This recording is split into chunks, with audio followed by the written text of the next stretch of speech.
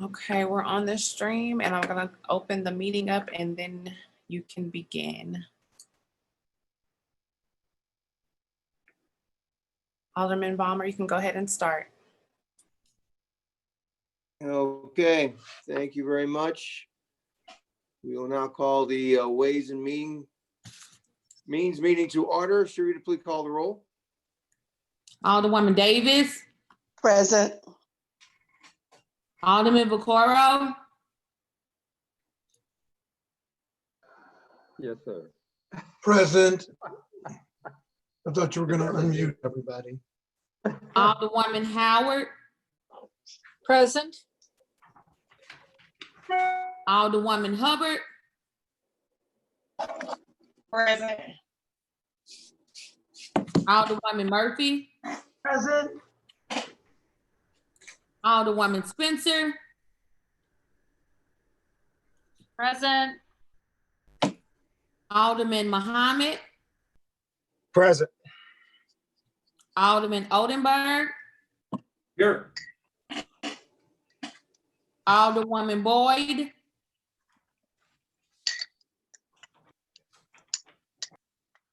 Alderwoman Clark Hubbard, Here. Chairman Balmer, Present. Alderwoman Pam Boyd. 10 present. All right, 10 present. We have a quorum. At that point, we will make a motion to approve the meetings of yesterday's gathering for the Ways and Means. So moved. Second. Entertain a second. All right, Sharita, please call the roll. Alderwoman Davis, Aye. Alderman Vaccaro, Aye. Alderwoman Howard, Aye. Alderwoman Hubbard, Aye. Alderwoman Murphy,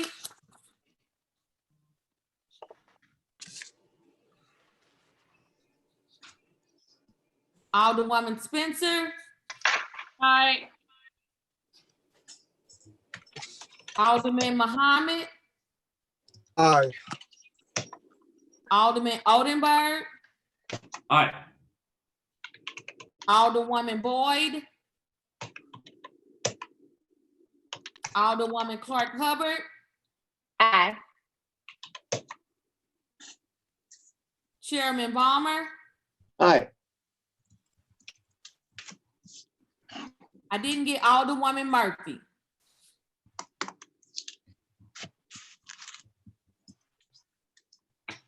Aye. 10 aye votes. All right. Thank you. With that, we approve the minutes. We'll hold off with excuse Alderman until the end of the meeting. And with that, today, we have flip-flopped our guest for today. Instead of starting with the sheriff, we'll be starting with the circuit attorney's office. They requested this because they apparently have an 11:30 meeting. So at that point, if we have the circuit attorney's office online, please proceed. Good morning, Mr. Chairman, Madam Vice Chair, and members of the committee. I would like to read a short prepared statement before I answer any questions. Currently, we are experiencing an unprecedented time in our history. The global pandemic caused by COVID-19 has forever changed our lives and the way we conduct business of the government. Working with our criminal justice partners, primarily the courts, the St. Louis Metropolitan Police Department, we have taken a number of measures to ensure the safety of the general public, as well as the Office of the Circuit Attorney's employees. In early March, at the very beginning of the COVID-19 outbreak, my office convened with representatives from the courts, the police department, the Department of Corrections, the Missouri Public Defenders, the city's health department to work together to address the required changes in a way we conduct business in light of the COVID-19 virus. In coordination with the stakeholders, we immediately began operating our core functions remotely. We removed our warrants office to issue state criminal charges to remote operations. With the help of Chief Hayden, we have also made possible conducting preliminary hearings remotely. We have created the ability of all of our interactions with the courts, the defense bar, law enforcement agencies, and other criminal justice stakeholders we have conducted remotely. As a result, we have dramatically increased the use of our internet infrastructure and information technology with using both video and audio-based teleconferencing. We continue to move forward to resolve cases and hold individuals accountable. The reality is that over 96% of our cases that we adjudicate do not go to trial. That being the case, we continue to effectively provide justice on behalf of the residents of the city of St. Louis. And some of our COVID-19 measures include the release of low-level nonviolent offenders held pre-trial who have not been found guilty of a crime that did not pose a safety risk to the public. This response was a critical measure to lessen the jail churn that can lead to the spread of the COVID-19 virus to other inmates, jail staff, their family members, and could ultimately spread to the community and general public. My office repurposed a mobile app. We won the Amazon's Big City Idea Challenge to assist in COVID-19 testing, contact tracing throughout the St. Louis regions, our state, and now nationally. Outside of COVID-19, the Circuit Attorney's Office continues to work to make our city safer by using the budgeted resources to address the root causes of serious and violent crime. For example, for victims of crime, we offer on-site trauma-informed counseling to victims of domestic and/or sexual assault while still being offered remotely in light of COVID-19. Established the first dedicated domestic violence and sexual assault fund, which provides relocation funds as well as assistance to gift cards to victims so they have the resources to escape further harm. Provide counseling inside the office to victims of sexual and domestic violence immediately after police refer the case, eliminating weeks of wait time. Connecting victims to an advocate immediately upon intake so that victims can stay informed about the criminal justice process, have a means to express concerns and preferences, and begin developing a trusting relationship with the member of the Circuit Attorney staff. Launched an outreach campaign during the COVID-19 lockdown for victims of family violence so they would know and seek help from the police and the Circuit Attorney's Office if they're trapped at home with an abusive partner or parent. In an effort to continue to strengthen communications with the police department, established the first ever police liaison position. We created a conviction integrity unit to review claims of innocence, to fight the exonerated, the wrongfully convicted. We are currently fighting in the Supreme Court of Missouri for the release of Lamar Johnson, a man who spent decades in prison for a crime with the overwhelming evidence to suggest he did not commit. To supplement the on-the-job training acquired by attorneys that we have been the primary means of training for decades. The office worked with local and national experts to design and deliver the first comprehensive training curriculum for all of our attorneys that was delivered earlier this part of January.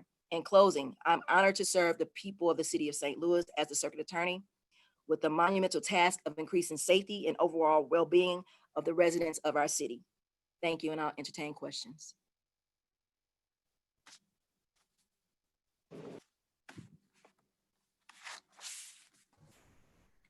Thank you very much for the statement. So there'll be no request or as pertaining to the budget?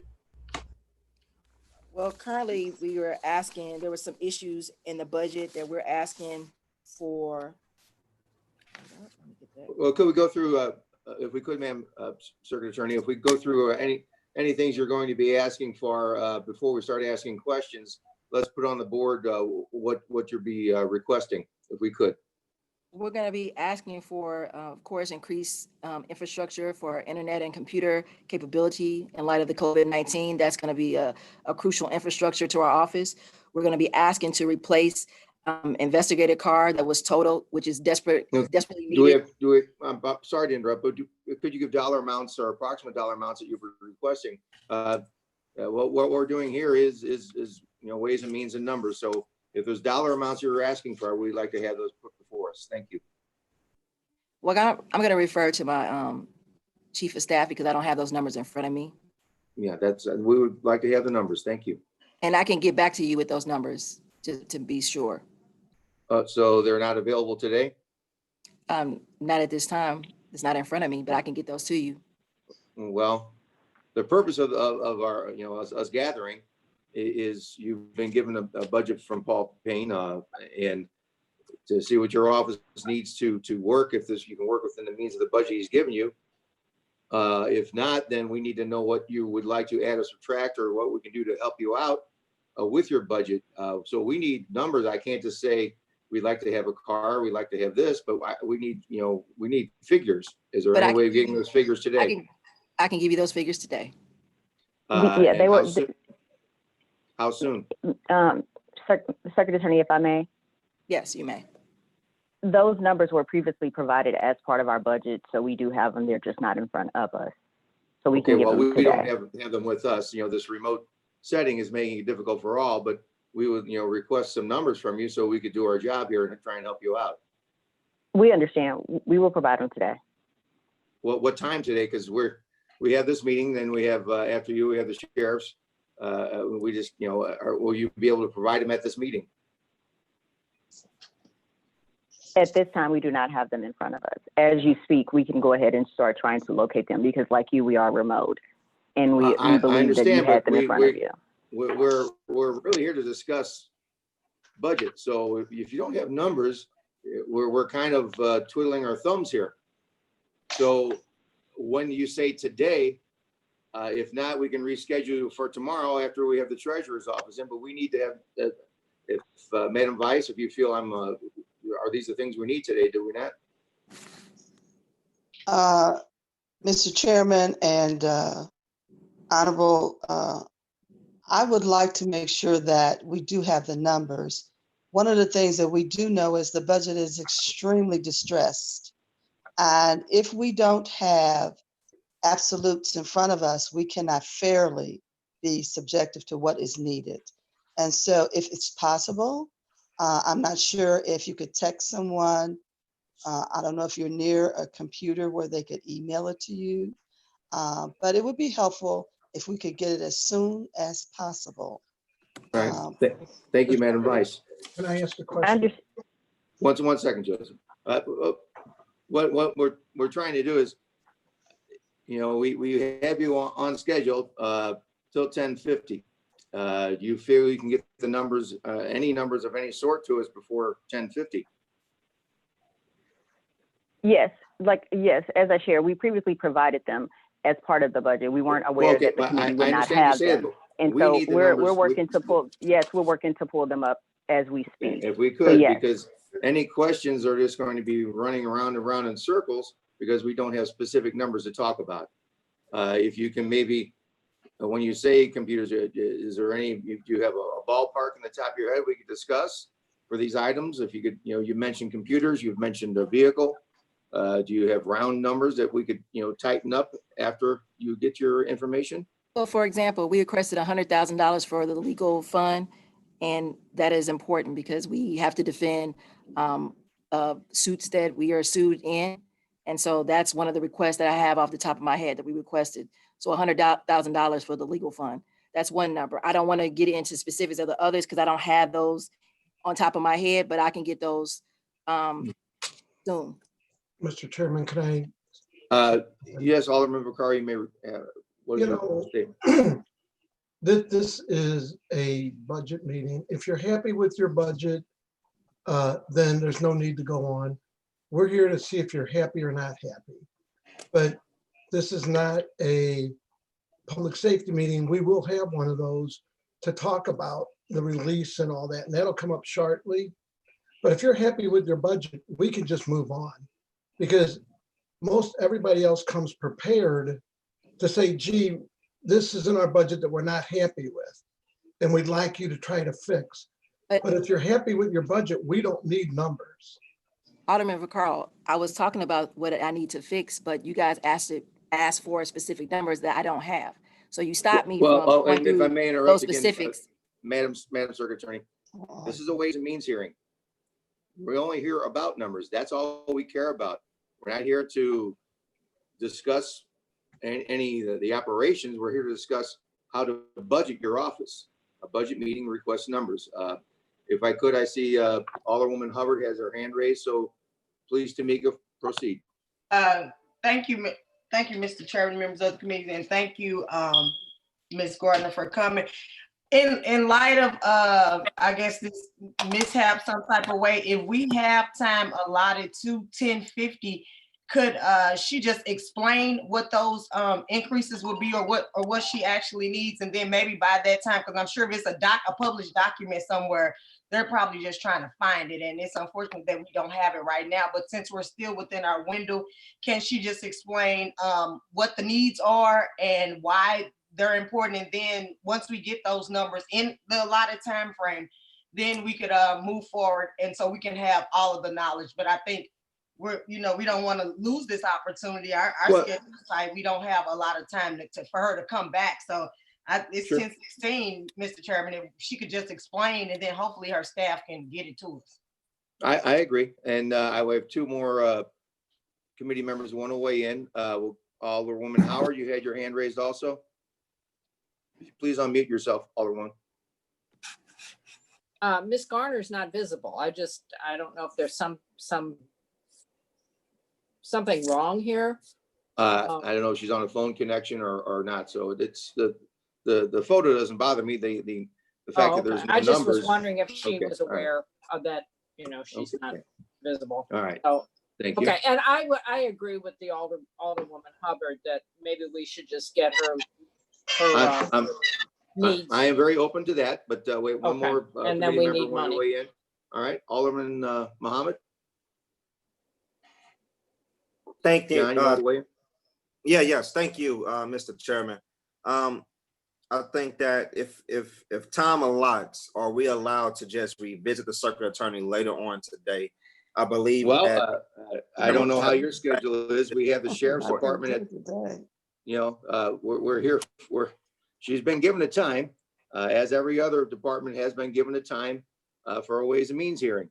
We will give her till the sheriffs will give her till 10:50, 11 a.m. to get her numbers. We will let her discuss the things. If she has just discuss what she's wanting to do as Alderwoman Hubbard's requested, that's fine with me. But we will need numbers to see if we can move forward. So This is Serena, if I may. this is who's speaking, please? This My is first Serena assistant. Wilson Griffin, the first assistant, if I may. All right, thank you. All right, perfect. So for the cost of the vehicle, the number that we previously submitted was $25,000. Okay, in the original, you submitted 25,000 for a vehicle, okay? Yes, that is correct. Is that's your additional money you're asking for a vehicle? Yes, that is correct. Okay, we mentioned computer updates. How is there a dollar amount of? Again, we're not going to tie it to what you're mentioning now. If the numbers are within $10,000, $15,000, $20,000, we just want to get some sort of ballpark so we can, help, try and help. I understand. So for the computer infrastructure lease upgrade, we requested initially $250,000. So an additional 250,000. Okay. That is correct. Okay. Are there any other? We have $100,000 approximately for legal funding, 25 for vehicle, and 250,000 for computer infrastructure. Is there anything else that you were requesting? Madam Secretary, did you have any other items?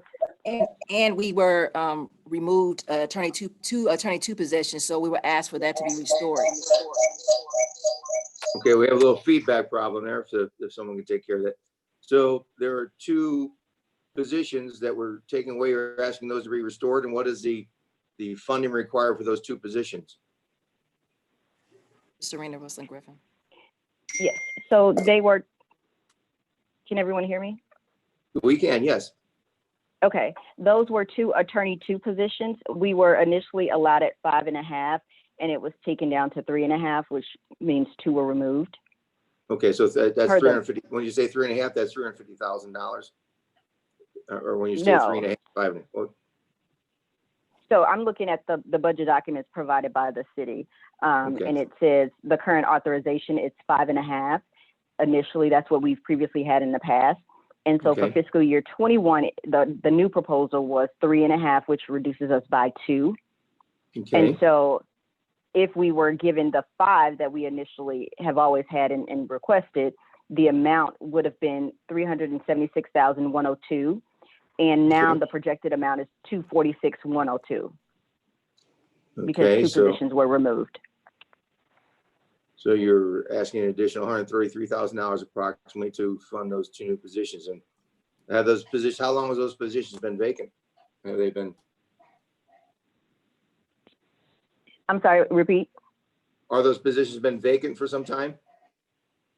So No. those are attorney two positions. I can't say that they've been vacant for some time. We do have openings in the attorney two slot, yes, but those are needed positions. Okay, so do we have any other funding items that you're requesting? So right now, those are the things that we're asking, which is about with the 250,000 for computer upgrades and security infrastructure, 100,000 for legal services. That's 350,000, 25,000 to replace a car, which is used for serving. We serve our own subpoenas for trial. So that's 375,000 plus the 2 additional positions, which would be an additional $200,000. So that's about 575,000. Okay, well, that's, all right, well, that's all we're requesting And- at the end of your statement. So are there Madam any other items before I open this up to questions? Excuse me. One question, Madam Yes. Secretary, if I may. Yes. I didn't recall hearing you mention the PPE that will be required in light of the COVID pandemic. Yes, and we're also requesting additional funds for providing our office with personal protective equipment. We are essential service, we were essential workers, and that equipment has not been provided, and we are paying out of our own existing budget for those resources. Okay, is there a figure, again, if you don't have a round figure for that, so we can open discussion? $10,000. Okay, so it seems that we're at a little under $600,000 is what you're requesting for everything. Is that correct before we open up? That's for these services. 585,000. I'm sorry? Go ahead, Ms. Serena.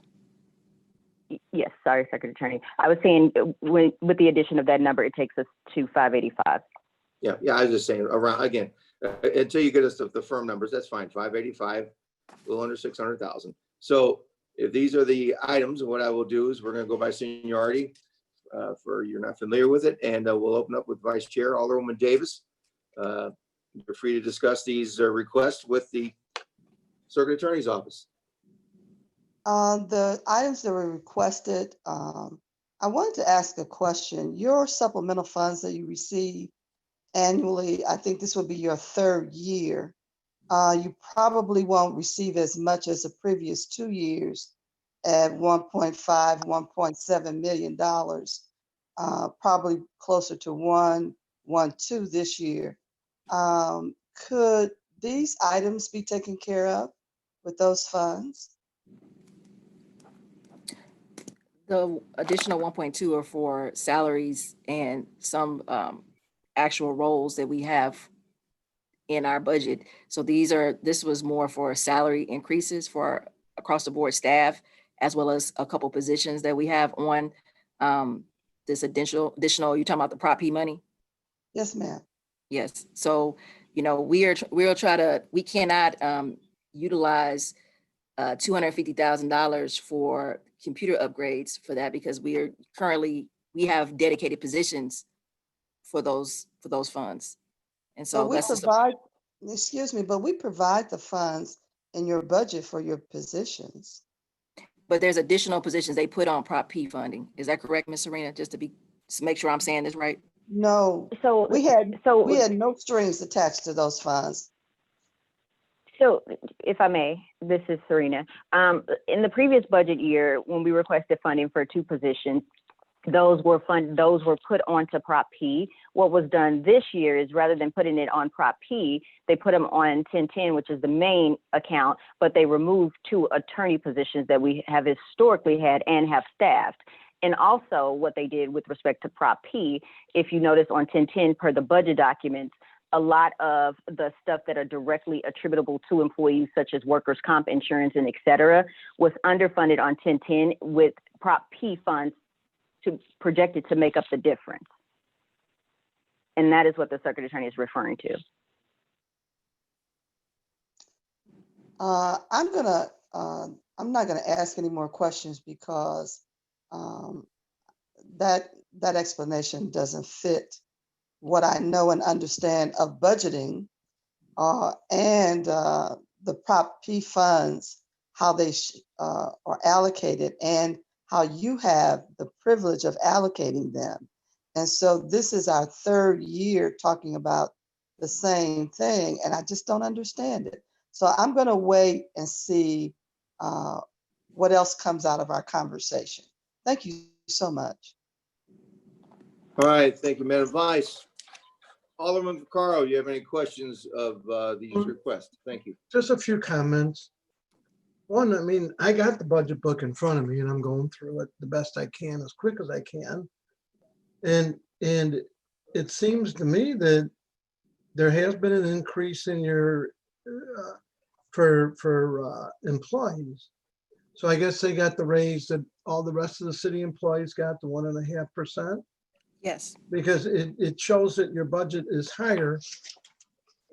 As I flipped through this and I was trying to do this as I was going through this, it seems to me, and I know that, I think it was Liquor, trying to remember, also felt they needed cars, but were able to find a used car through the police department. Have you researched getting a car from other parts of the city?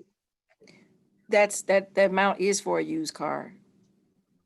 Well, okay, We so. only get used cars so- from the city. Okay. And then how many open positions, and otherwise I can look through this and come back.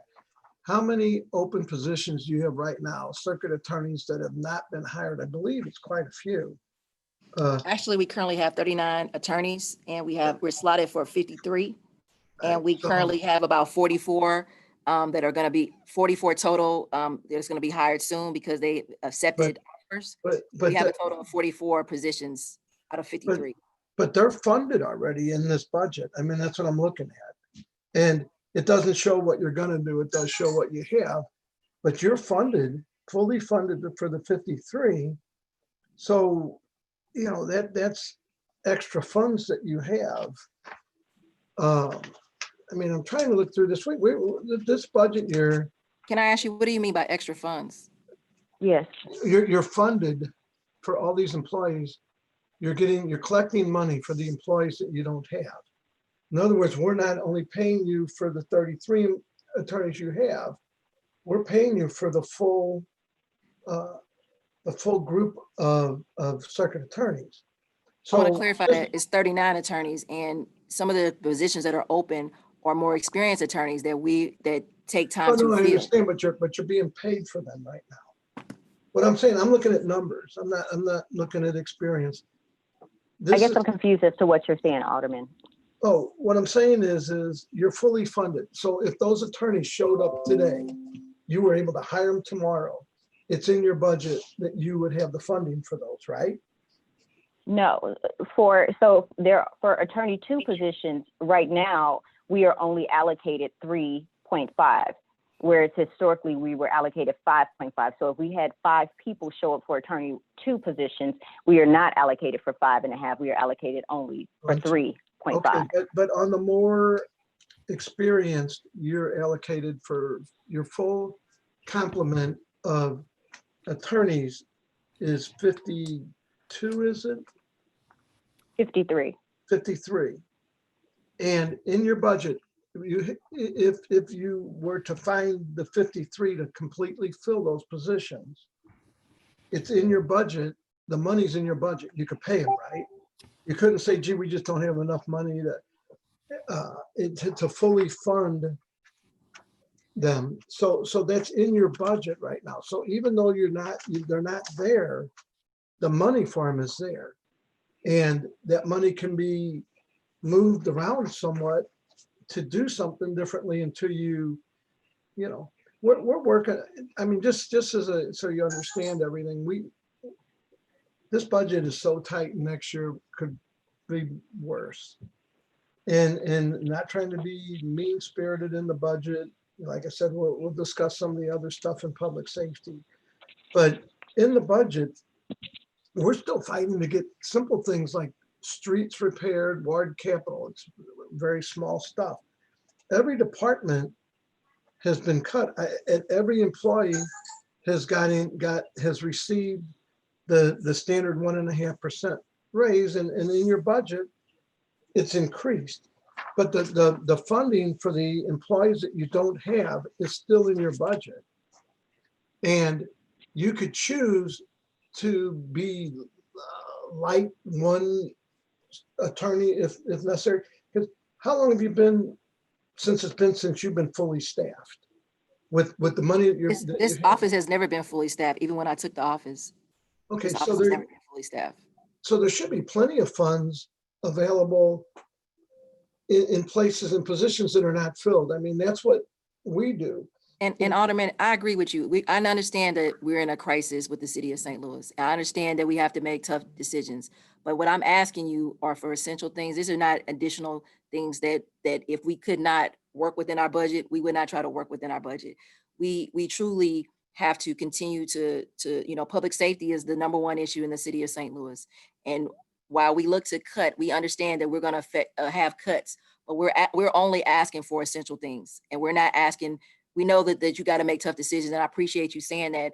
And I assure you, we're going to make do with what we have, but also we do need a car. We do need to upgrade our infrastructure for computers, because one of the things with COVID-19, we're going to have to conduct a lot of these procedures remotely. And if we do not have the bandwidth or the capability to have all this overload the system and crash the system at one time, when we have an old infrastructure in our building, that's going to be a problem. So these are things that we have to, in this COVID-19 crisis, ask for. This is not asking for additional. This is really asking for the things that we need to make sure we continue to run the city effectively and efficiently for public safety of all. And this is what we're asking. And we understand you got tough decisions. So And Madam Secretary, if I may. Yes, you may. And Alderman Vaccaro, and I believe Alderwoman Davis, this will answer your question. If you look at the budget documents, I'm not sure which page you have, it's labeled in your booklet, but if you go to the Circuit Attorney Budget 1010, and if you go to Personnel Services, so for fiscal year 21, right. So for fiscal year 21, if you look under workers' comp insurance or long-term disability, for example, so for workers' comp, we requested $87,612. We were provided $48,762. For long-term disability, we requested $8,787. We were provided $5,462. Now, 1010 is the fund that majority of our employees sit on. And so that's the reason I say it was underfunded. But if you scroll on down and go to the actual Prop P, you will see that fund is and again, I'm not sure what page it's on of your booklet, but for Prop P, you'll see for workers' comp, we asked for $12,151, but we were provided $21,014. For long-term disability, we asked for $1,173. We were given $2,353.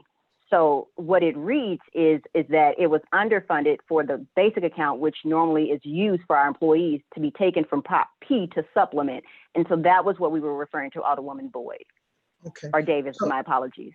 So, but it's funded in a roundabout way. Just to give you an example, and then I'm going to move on but I'll ask. I want to give you one example and then one last question. For example, the firefighters are using 10-year-old equipment for breathing apparatuses when they go into fires, which seems to me to be pretty important stuff. Yet it's not in the budget. And the fire chief explained yesterday that this is important, and they would like us to try to find the money to see if we can get the breathing apparatuses. So the simple question is, it seems to me like a car either way, I don't know. Maybe the city could find something and not charge your department. The bandwidth, so what is your additional request?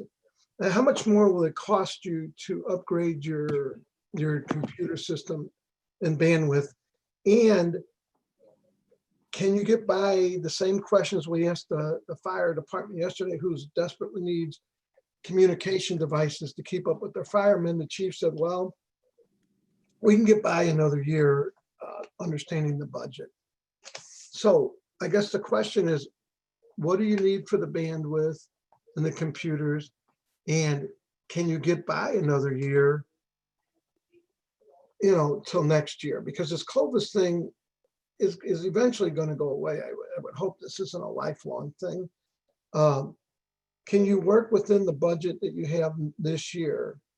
Or is there something that's completely, absolutely essential, even on the computer, that, gee, we just can't even get by without doing this?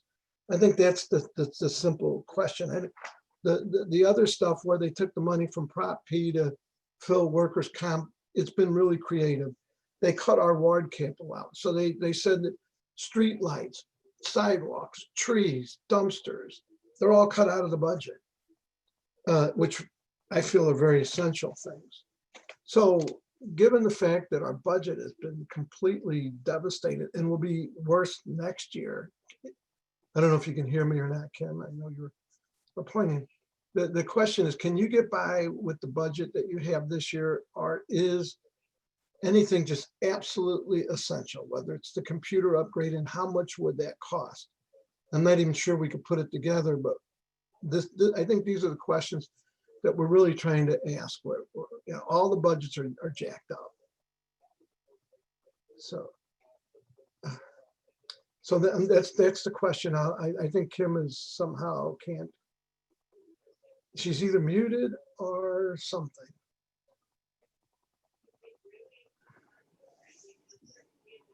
I believe they're discussing an answer. Oh, okay. Well, you're still muted, Kim. I can't hear you.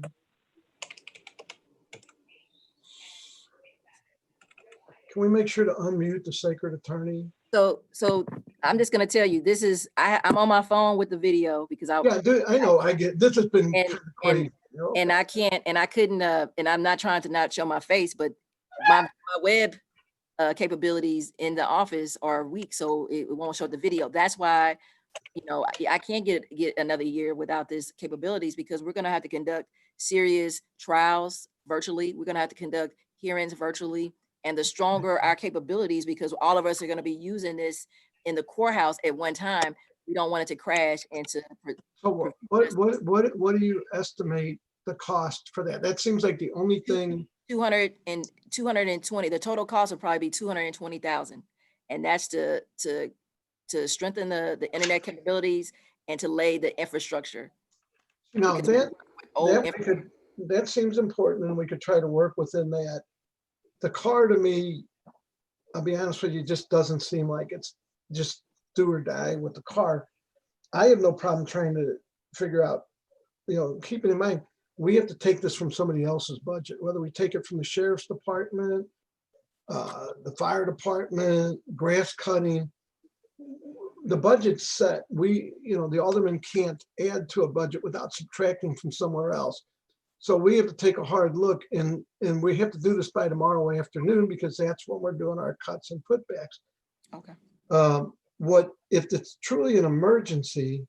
We might be able to take $220,000 out of the emergency reserves, as long as it's truly an emergency, and it sounds like it. So I would say that I have no problem with that, and I'll move on. But that, to me, seems to be the only real essential thing that we might be able to work within. All right, thank you, Alderman Vaccaro. Come on. All right, we will move on to, get my list out here, I'm getting too old.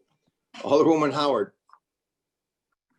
So, Ms. Garner, originally you proposed 250,000 for the credit for the computer. Now it's down to 230,000. Is that correct? Oh, no, he was saying how to, right now, what we needed right now to get this started. It total, it'll be about 250,000, but I was listening to what the alderman said about the needs and how we have to make tough decisions. So at least if I can get $220,000, I think I'm able to do it within that amount. But that's not all I need. But I'm asking for at least 220,000 if I can't get the $250,000 that I requested. So I guess I have to ask, which department should we cut this from? I can't answer that. That's your job. And I guess that, it's hard for us to decide who's less worthy. And the other thing is I go through your budget, the budget isn't cut that much from last year, but you have a number of positions. I would say probably you said about 20 positions unfilled, as I see here on paper. And that's not just attorneys, but you're down 2. And I just have to ask you, in your opening statement said you weren't taking many cases to court. So it would seem to me it would be less labor intensive. No, I never Uh, said I'm that not taking Cutting two cases to attorneys. court. Excuse me, Alderman. I never said I'm not taking cases to court. I said most of our adjudications are not with the trial. It's from pleas. So we do go to court all the time. We try more cases and as well as conduct more cases, have a higher caseload than any other jurisdiction in the state of Missouri. So we're the Okay, hardest. then working maybe I misunderstood. I'm sorry. I'm sorry. Okay, so you want us to come up with $600,000 additionally for your budget. Okay, we'll sharpen our pencils and see what we can do. Thank you. Appreciate it. All right, thank you, Alderwoman. Alderwoman Hubbard. Thank you, Mr. Chairman and members of the committee. I have a few questions. So I know just since I've been on Ways and Means and when you've come before us, there has always seemed to be an issue with like computer software or technology and that type of thing. And I get it that, you know, a lot of stuff was antiquated and the infrastructure wasn't in place to for you to run as efficient as you could, but you all have done a good job at it. So I guess I'm concerned because these problems haven't gone away. And like for years, you said you all were working with Windows something. It was something so old, it literally blew me away. So have you all looked at any other grants or any other initiatives to try to fill this gap in regards to the technology improvements that you need for your office? Well, one of the things we've done is we won an Amazon Idea Challenge. So we are working with Amazon to help look at how they can help us strengthen our infrastructure through a grant in terms of this app. And we're going to continue to use that as some of the supplement. But as you heard, we have these old courthouse buildings that were not built for the new technology. So when we're talking about this infrastructure, everybody's like, well, why she keeps coming back? Well, we're talking about centuries old, where we had to first lay the capability.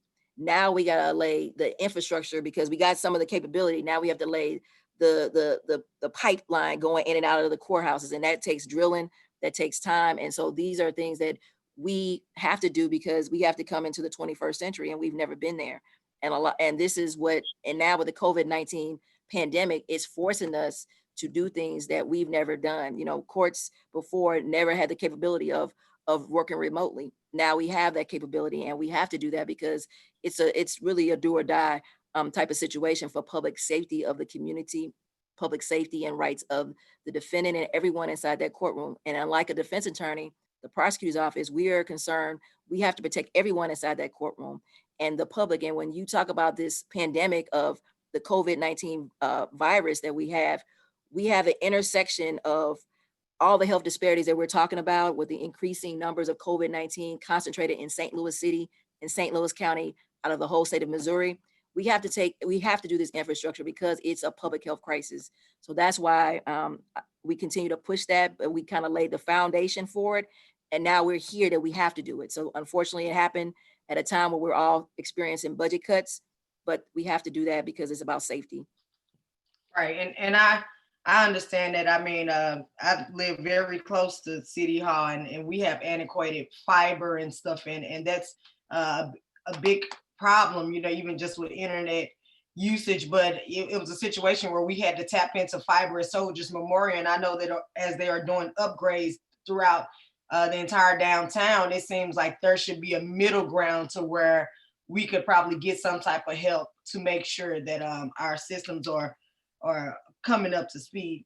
Well, And actually, so, Alderman, just to tell you go that, ahead. actually what we've been doing also, when you talk about working together, we work with the police department because as they're expanding their infrastructure, they're leaving us behind because we are two different entities. So what we try to do is work together with Captain Hayden, who's been really instrumental in helping us come up with solutions of how we can slowly integrate and upgrade with them. But we also have to have some of the costs. So it's a shared cost. So none of this is just, you know, right. This is for us because we don't own the building. The city owns the building, the courts control the building, and the courts sometimes don't want to do this type of upgrades because they know how much it costs.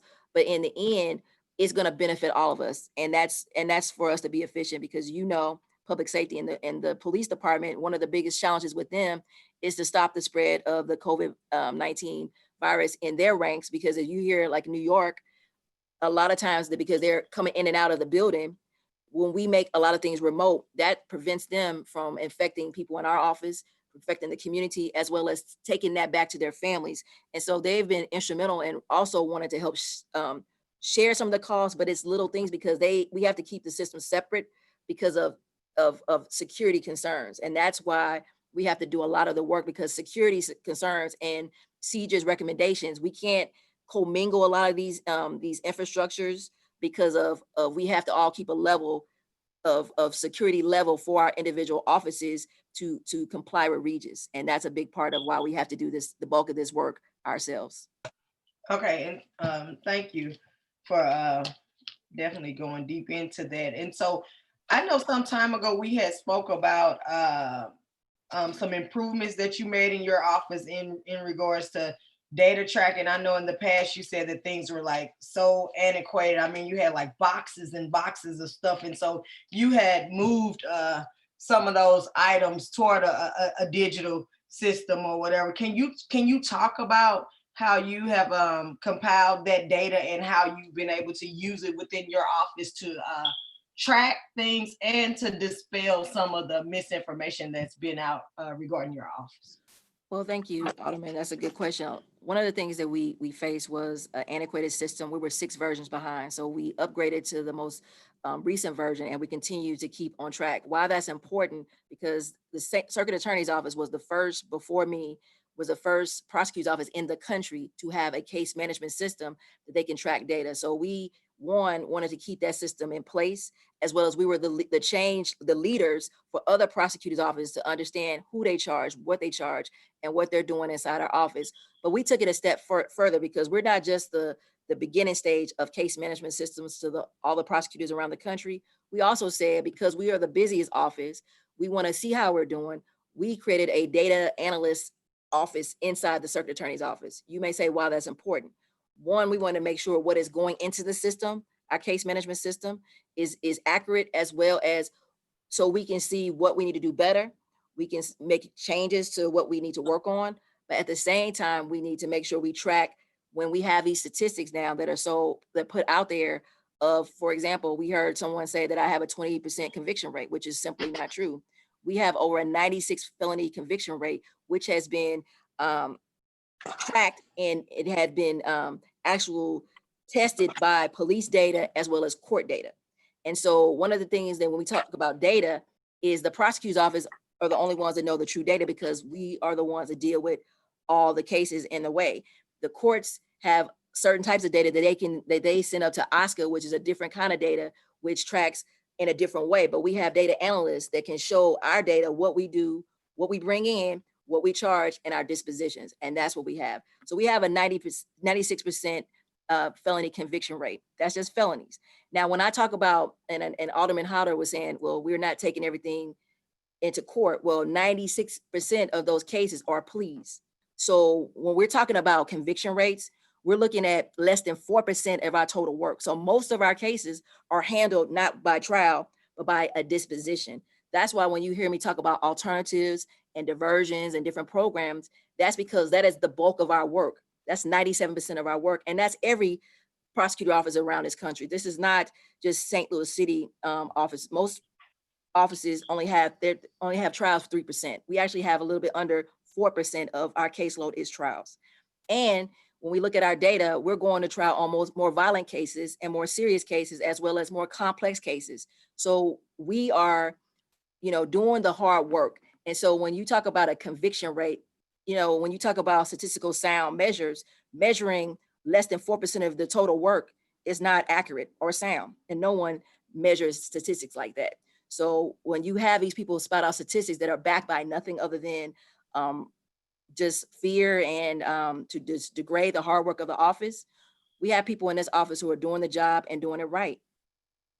Okay, thank you for explaining that, because I know that that's something that has been very important to my constituents, because people hear so much in the media. And so I hope that before our time is up, we can definitely get those hard documents. I think we all know that you said it's around $575,000 or whatever, but I mean, we can all be open and honest about it.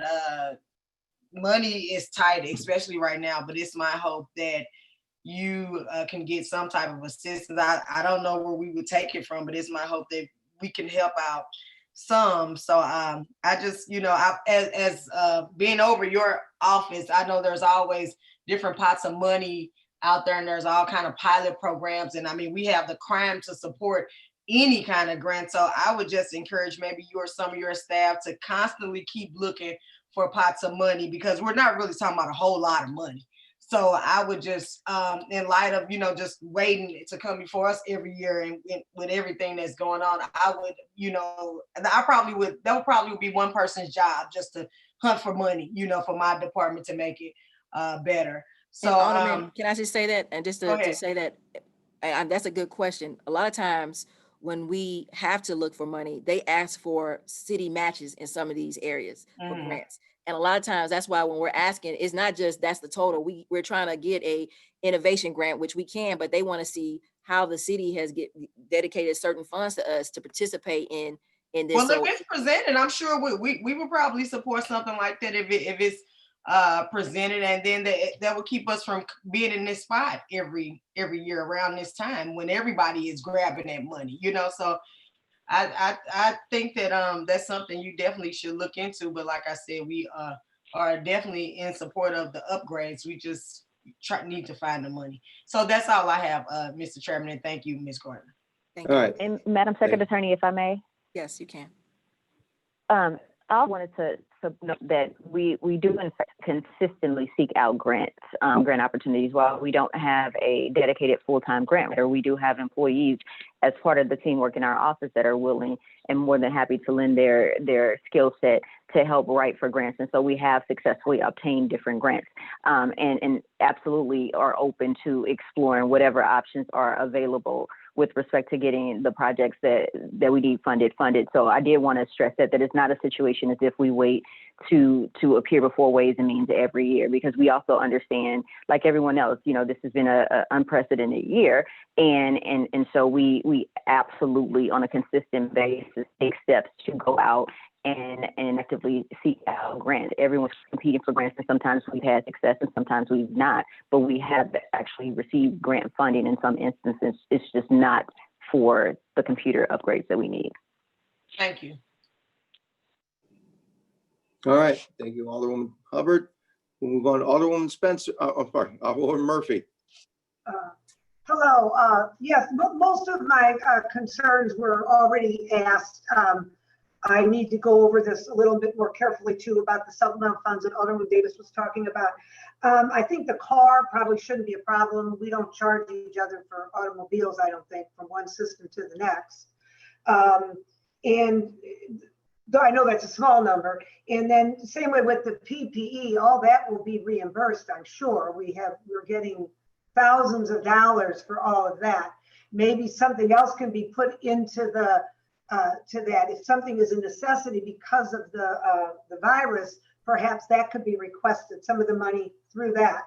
I don't know, that's just a question. And then I want to make sure that we get the proper statistics about, what's going on in the office and all that. So, because we do get calls about that. Don't know about Cure Violence can come. I know that's generally Cure Violence money. Since you are doing so many things to not, to put people in, to get them in the right spot beforehand, maybe some money is available through that. I don't know, again, just asking. And then I guess my thing would be, since this is such a big ask, 585,000, what would you say? I know this is very hard. What would you say is your biggest need? Your greatest concern? I think the computer infrastructure is the greatest Computer concern. infrastructure, you think I think is that's the greatest concern. So, okay. That's the biggest concern. Okay, that's what I want to know. Thank you very much, Ms. Thank Gardner. you. No more All right, questions. Alderwoman. Thank you, Alderwoman. Alderwoman Spencer. Thank you, Mr. Chair. Circuit Attorney Gardner for being here today. I know you have a tough job with the crime rate that we have here in the city of St. Louis. Along with my colleague who just Alderwoman Murphy's questions. The PPE that you're paying for out of your own budget, was a request made to the city of St. Louis to fill your needs of PPE? I know that it has been described to us, that any department who needs it will get it. I'm curious if that request has been made from your office. Well, earlier before, when I convened the stakeholders, that was the number one ask for the director of the health department, Dr. Eccles, is, we need PPE. And I was told that when the city gets that, they will make those available. So I will continue to follow up. But as you know, that infrastructure has been limited and slowly trickling in to the everyday individuals in the state of Missouri. I mean, we have nurses that don't have appropriate PPE in the state of Missouri. So one of the things I think that people have forgot about is because and we're asking for additional funds, through grants, because I know there's grants out there that we're trying to request, and other prosecutor's offices are requesting those funds. But I think that people, when they talk about essential workers, they forgot about law enforcement, and we're a part of law enforcement. And so from the get-go, we were not given that opportunity. And I've talked to many different people through the state of Missouri. I'm working with Dr. Fred Rodnick of St. Louis University Medical School to, one, do an assessment of our office, as well as work with the working group in the courts, how we can safely make everyone safe. I know the courts have some PPE for the jurors and individuals in their respective places, but one of the things that has been lacking is the individual offices that like mine. And that was some of the concern, because it's not just me. We also have the grand jurors. We also have witnesses and victims. And so it's not just, the number of people in my office, is people who come inside my office. And I want to make sure we have appropriate PPE. And so I'm going to continue to ask, but I'm just telling you, those are some of the things that we're seeing when we're doing that ask. Everyone says, okay, we'll get to you, but I haven't had a firm answer of how to get that. So I'm going to continue to work to get that. But I'm just saying, if I have to pay for it out of my budget, I would ask that it was some resources to restore those funds, because that's taken away from other things that we can support. So before we look to filling that need out of our budget, I think that the formal request will be made. We've been assured that every department within the city of St. Louis who needs PPE can have access to it. If your office is any different, we need to know straight on the front end. But I think to make sure that formal request is put in is very important before we start looking at budgetary issues. With regards to your staffing, it looks like, so the 5.5 attorney level 2s that you've kind of pointed out as being a high level of need. If I'm reading this budget correctly, how many of those staffing positions were filled last year? I don't have it in front of me. Ms. Serena Wilson, can you speak to that? I guess what I'm looking for is how many of that level of attorney did you have on staff last year? Well, I mean, I can get you that number, but the problem is, see, when you're looking at a level 1, 2, a lot of times people move in and out of different levels because they get promoted. Exactly. So a lot of times I can't say, well, how many, but they were promoted up. We have a lot of inner promotions those are why those positions were not filled, because we moved them to higher levels. That's the reason. So it's not like, okay, we had 5 positions and we didn't fill 3. So I think that's some of the confusion with our budget, that you're thinking we're not trying to answer the question, but people go in and out different levels. And that's how it's been done historically in this office. Okay, so I know when we were here in Ways and Means with your office last year, there was, I think, around 20 open positions at that time. It sounds like we have 20 professional positions open at this time, which represents about 30% of your overall professional staff. So looking at your overall budget of about $5 million, if we consider that, maybe 30% of those positions were open at any time, where is that funding? If you have those open positions, is that you're not paying it out in salary? Does it sit in an account that we can have access to for some of these unmet needs during this time? I mean, we can try to use some of those unmet needs, but we're going to fill those positions because the positions in our office, specifically attorneys, are going to be filled. And like I said, we have people waiting to fill those positions because we extended offers. So those are positions that are technically look open on paper, but are currently filled. So I think that is some of the issues with that. So we can't say, yeah, that money is available for other things, other needs. But What I'm looking at not is moving forward, but last year's budget. So since we allocated $4.9 million for staffing, and it sounds like for that year, fiscal year 2020, those positions were open during fiscal year 2020. So what I'm looking at is, a 30% vacancy rate within that professional staffing during last year's budget, for which your office received $4.9 million for staffing. So what I'm guessing is that there's about $1.5 million that was not paid out in payroll that should be sitting somewhere, since it wasn't paid out last year. Perhaps we can have access to it to fill that $500,000 need that you've outlined with some of those other budget holes. Madam Secretary, if I may. okay. Alderwoman, the information or the statistics that you've provided, we don't have access to what it is you're looking at, so I don't know that to be true. As you stated, as the Circuit Attorney has noted, what looks on paper is not necessarily how it actually is in actual practice. As the Circuit Attorney has expressed, we have openings because we do in fact have attorneys that move up to positions, because that is the way in which our office works. But also too, we have what appears to be openings because we have individuals that have received offers, accepted offers, and are merely waiting to pass the bar before they can start as an ACA in our office. And so what looks on paper may not necessarily be the actual reality. And I wanted to clarify that again. I think there's some confusion here. It sounds, Circuit Attorney Gardner indicated earlier that the staffing has never been at capacity. So we've never fully staffed what we've allocated funding for.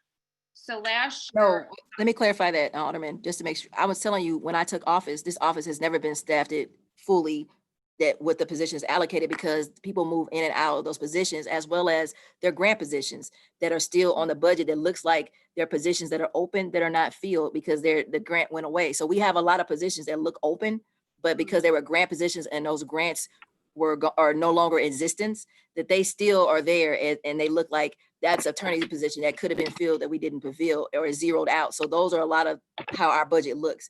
And so our budget was never, when I inherited the office, our budget was never at total capacity. And even when I was an assistant circuit attorney working as a line attorney under Jennifer Joyce, we never had the office filled to full capacity.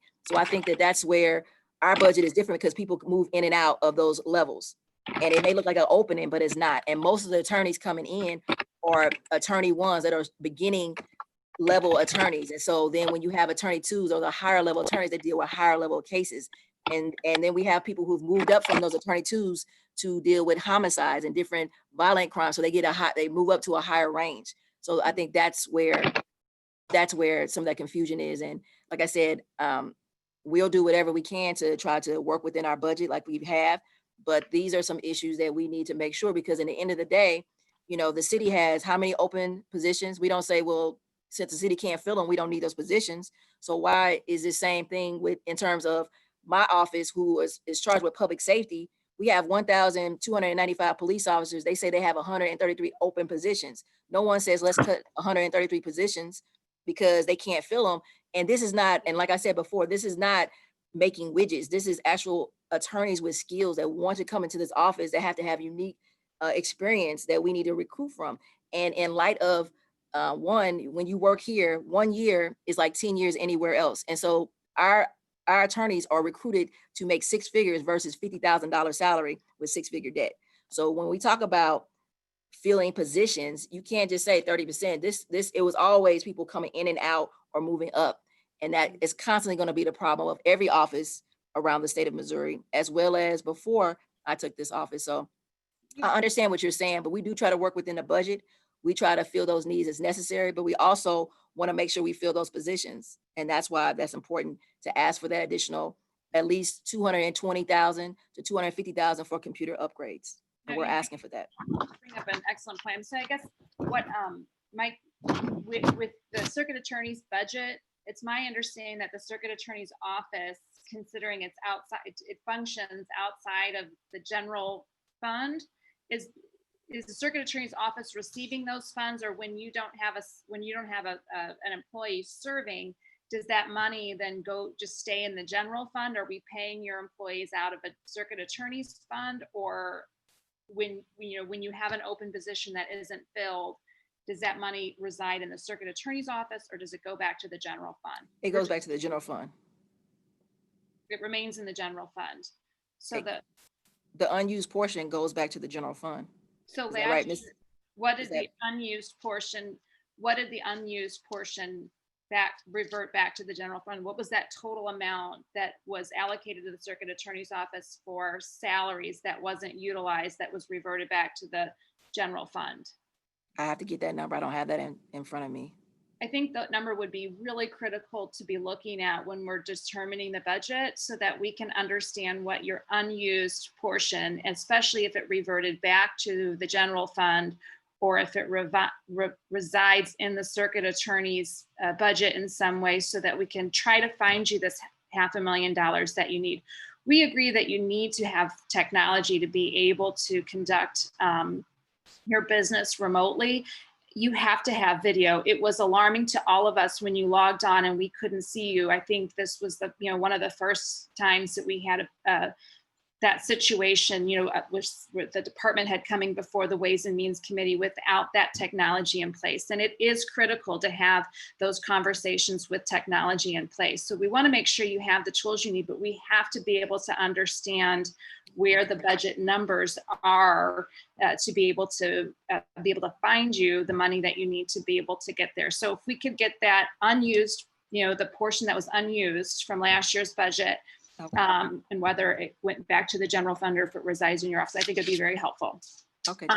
And then as well with that PPE request, the conviction rate, I know we're not here to talk about that, but since it was brought up, it would be very helpful, since sounds like you have some good software that's keeping track of those things. If you could provide us with a report that describes that. I'm just very curious about that. There's so many numbers that float around in the general public about it, and it would be certainly helpful to have that. Well, can I just talk about that? I mean, I look forward to having the ability to share the data, but when you say float around, I mean, that's misinformation. I just want to clarify that, because if you ask the person who put out those statistics, it's never fact checked.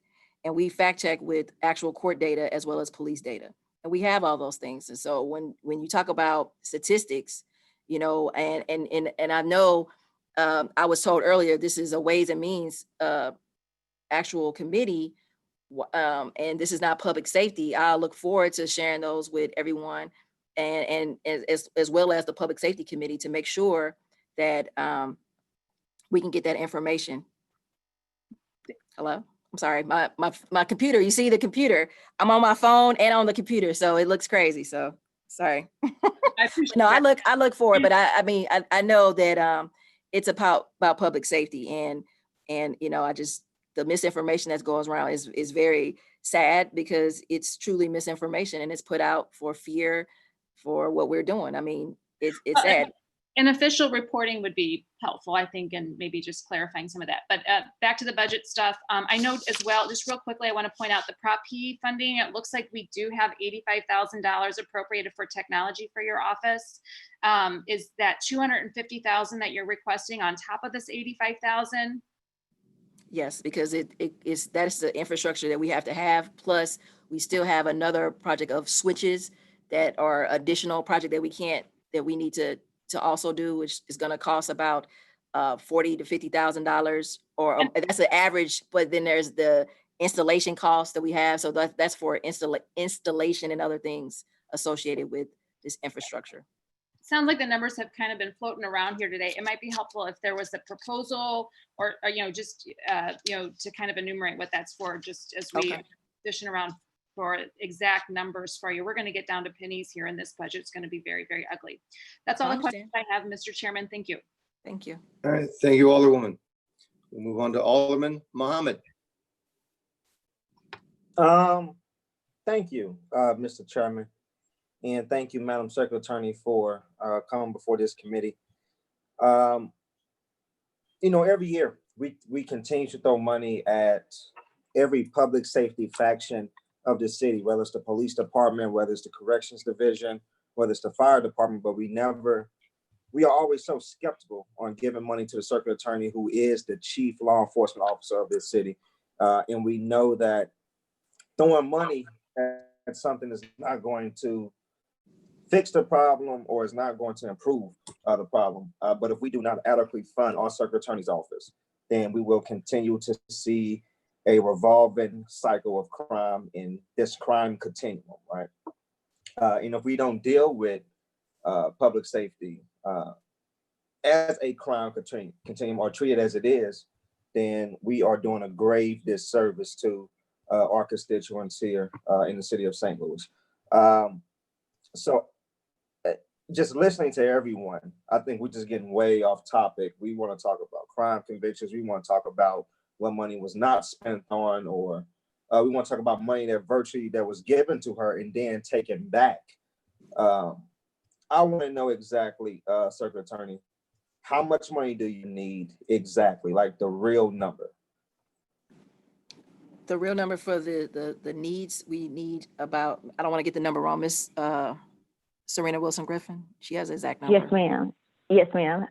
The number that was given added, all things considered, was 585, Alderman. Okay. But again, the circuit attorney, based on comments from Alderman Vaccaro and a few others, reduced that number down as low as she possibly could. But the ask was 585, Alderman. And so if we're just looking at the computer upgrades, we asked between 220,000 to 250,000, but 220,000, I think that's the bare minimum we can get to upgrade our infrastructure. If the Ways and Means Committee would allow to find, but additional $220,000 from somewhere. Absolutely. Thank you, Madam Circuit Attorney, and thank you for all that you do for the city. And it should be this committee's responsibility to find that money. Again, we want to go back and forth talking about what was spent and what was not spent. And as you said, we want to use your conviction rating to say why you don't deserve this money or to justify why we don't adequately fund you. And it's just like you said, we don't have the real numbers because we don't work in your office. All we see is what the media gives us. So thank you for all that you do. I support you, and I hope this committee supports you. And I will be working with the budget director to find you the money that you need to run your office appropriately, like we expect you to. Thank you. Thank you. Thank you so much. All right. Thank you, Alderman Mohammed. Alderman Oldenburg, any questions of Circuit Attorney? Yes, thank you, Mr. Chairman. Madam Circuit Attorney, thanks a lot for being here. I know you have a hard stop. Is that correct? You have another appointment, so I will try to be brief. And I know there are other members of the committee. So just quickly on the computer issue, and I don't want to belabor at this point, but you're representing today that the request is between 220 and 250,000 for that. And that's the second phase of this upgrade, correct? Because I think in the last budget, yeah. Okay, so that really will complete the infrastructure upgrade and the computer upgrades that you need, correct? No, this will not. This will be the second phase of upgrading the infrastructure that we need to make sure we can have access, the ability to access Wi-Fi appropriately inside the courthouses. But we still, because we're dealing with the old infrastructure, we had to lay the initial foundation to even be able to do this. So we're phase 2, but that's not the complete phase. We're doing it in phases because we know we can't possibly do all this in one big phase. And so that's why it may look like we're piecemealing, but that's what we have to do to, one, consider the challenges of a budget that's very limited, as well as make sure we appropriately have everyone in the city of St. Louis funded appropriately. So we're trying to do our due diligence to do this in phases. So the next phase, based on the COVID-19 crisis, one of the things you see right now, I'm on my computer in my office. The Wi-Fi capability is just not up to par to do video and to do different things. And when we have to do depositions and different hearings, that's going to be a challenge for all of us. And we want to make sure that we can do the work appropriately, effectively for the people of the city of St. Louis. So that's why this new capability is imperative, because we're trying to do it in different phases over a long period of time, but COVID-19 has made it impossible for us to wait anymore. So it's gonna be about 3 to 4 phases, depending on how the budget looks each year. And so that's why we need this 220,000. That's the lowest. The person gave me a range, and we're gonna ask for the lowest range. So I put the 220,000, but it's between 220 to 250,000 to do this upgrade. But it looks like and I'm on 121 of the budget book, and I don't know what supplement schedules you have in front of you, Madam Circuit Attorney. But it looked like you requested 130,000 for computer and technology services, at least out of Fund 1010, the general revenue. So above and beyond that request, and it looks like 100 was what the budget director's office put forth.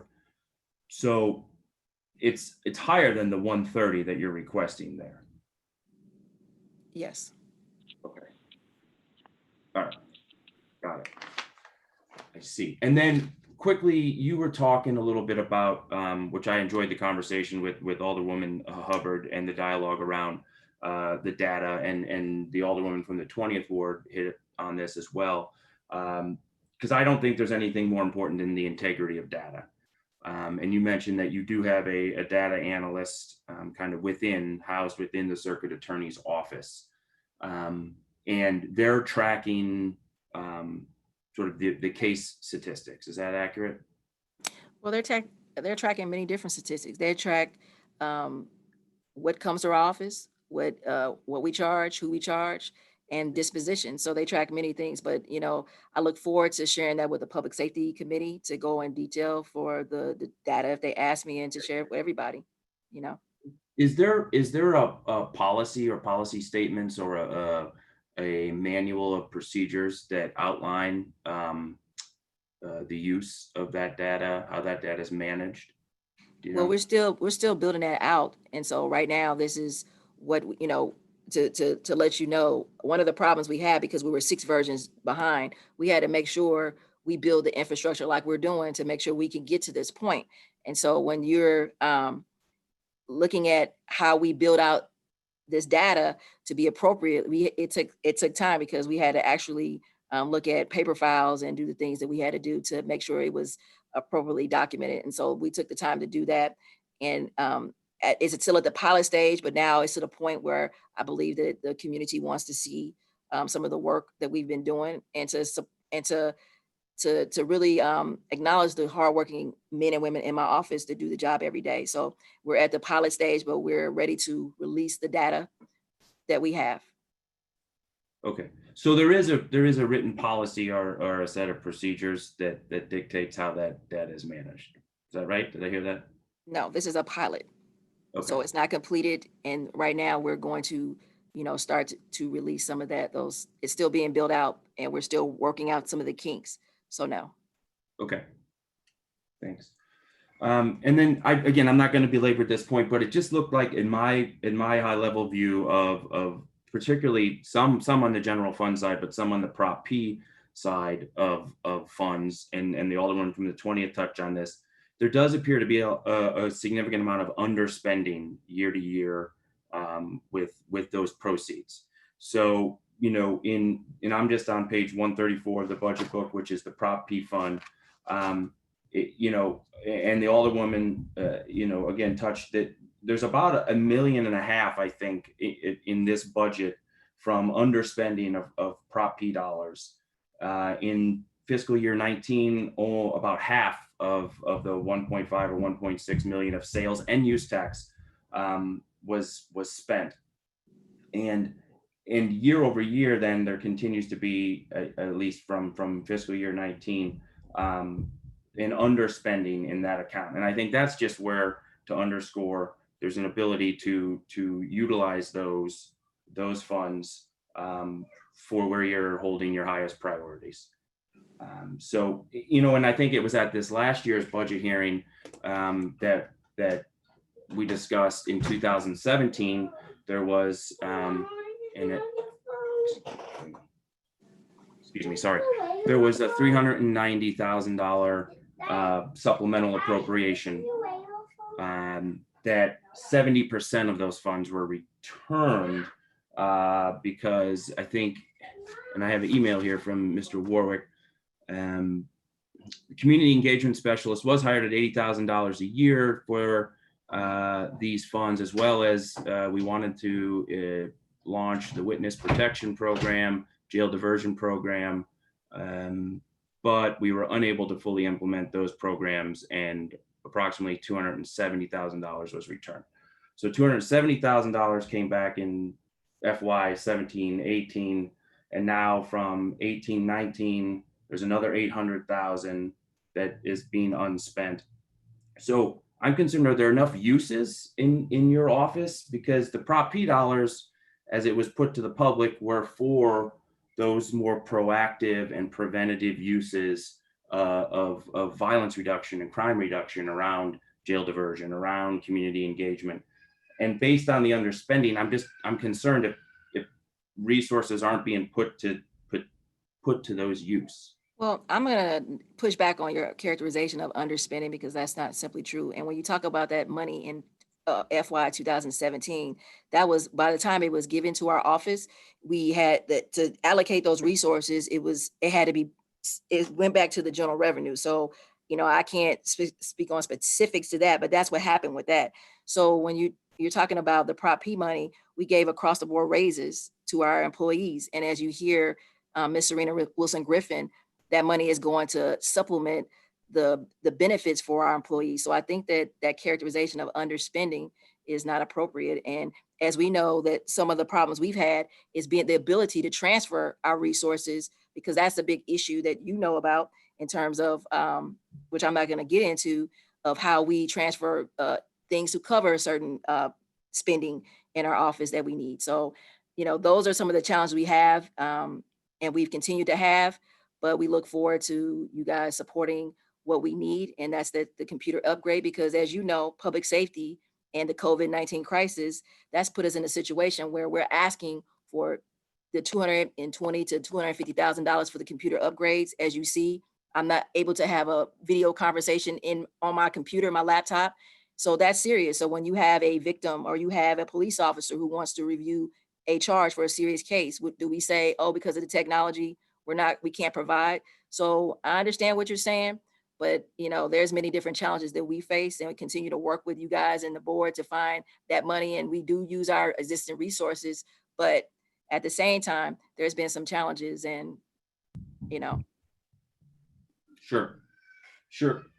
So, all right. And then, the other thing I want to bring up, because I think you brought it up additionally too, as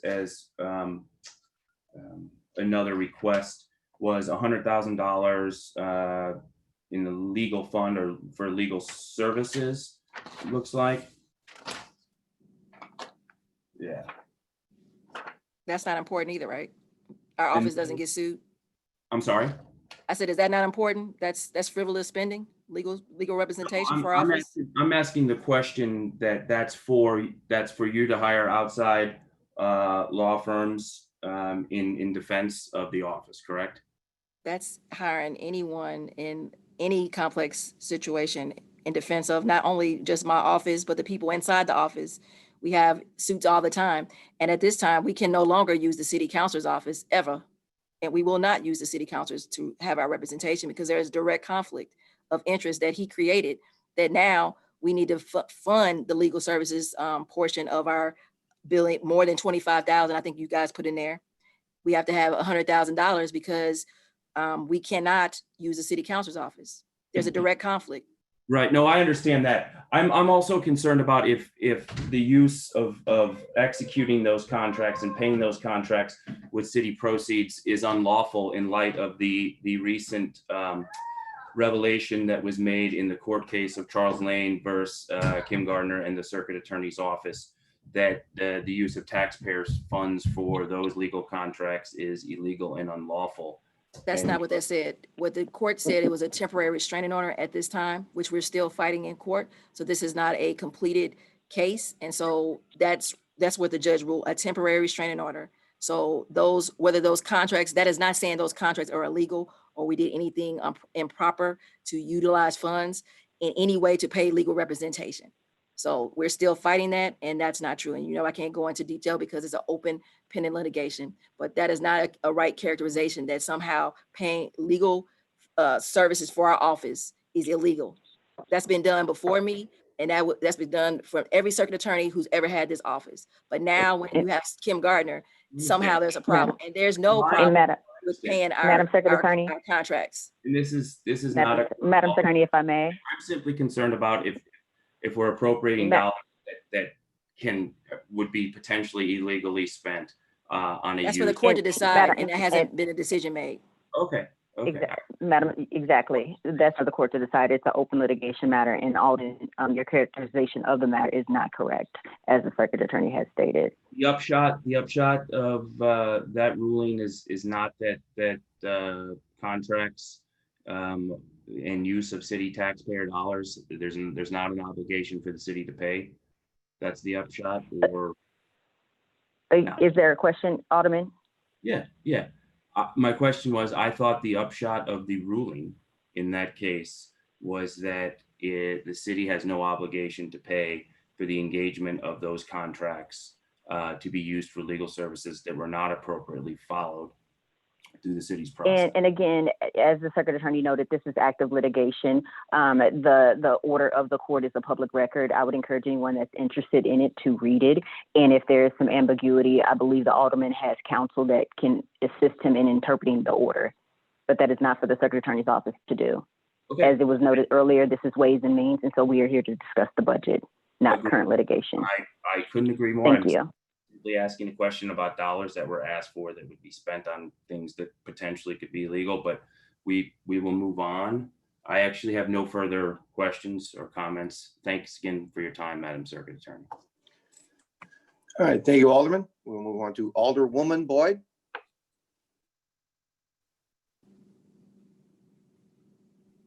Are you still with us? Alderwoman Boyd? Do anybody see her? I see her. Will you unmute yourself, Pam?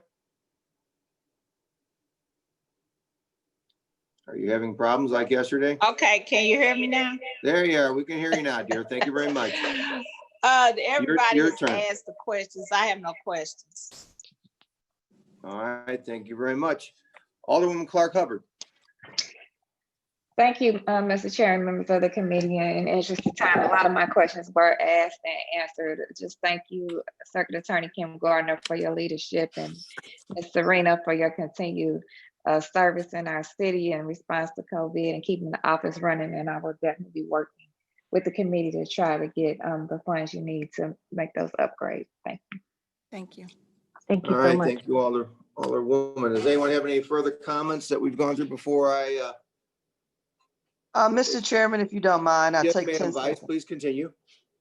What I wanted to say is I thank all of you all. You've cleared me up on a number of things, and I also have more concern about two things. What I'd like to do is to make sure that today there is contact with the health department so that your staff can have the appropriate things taken care of. I believe that that will be ongoing. We can make sure of that.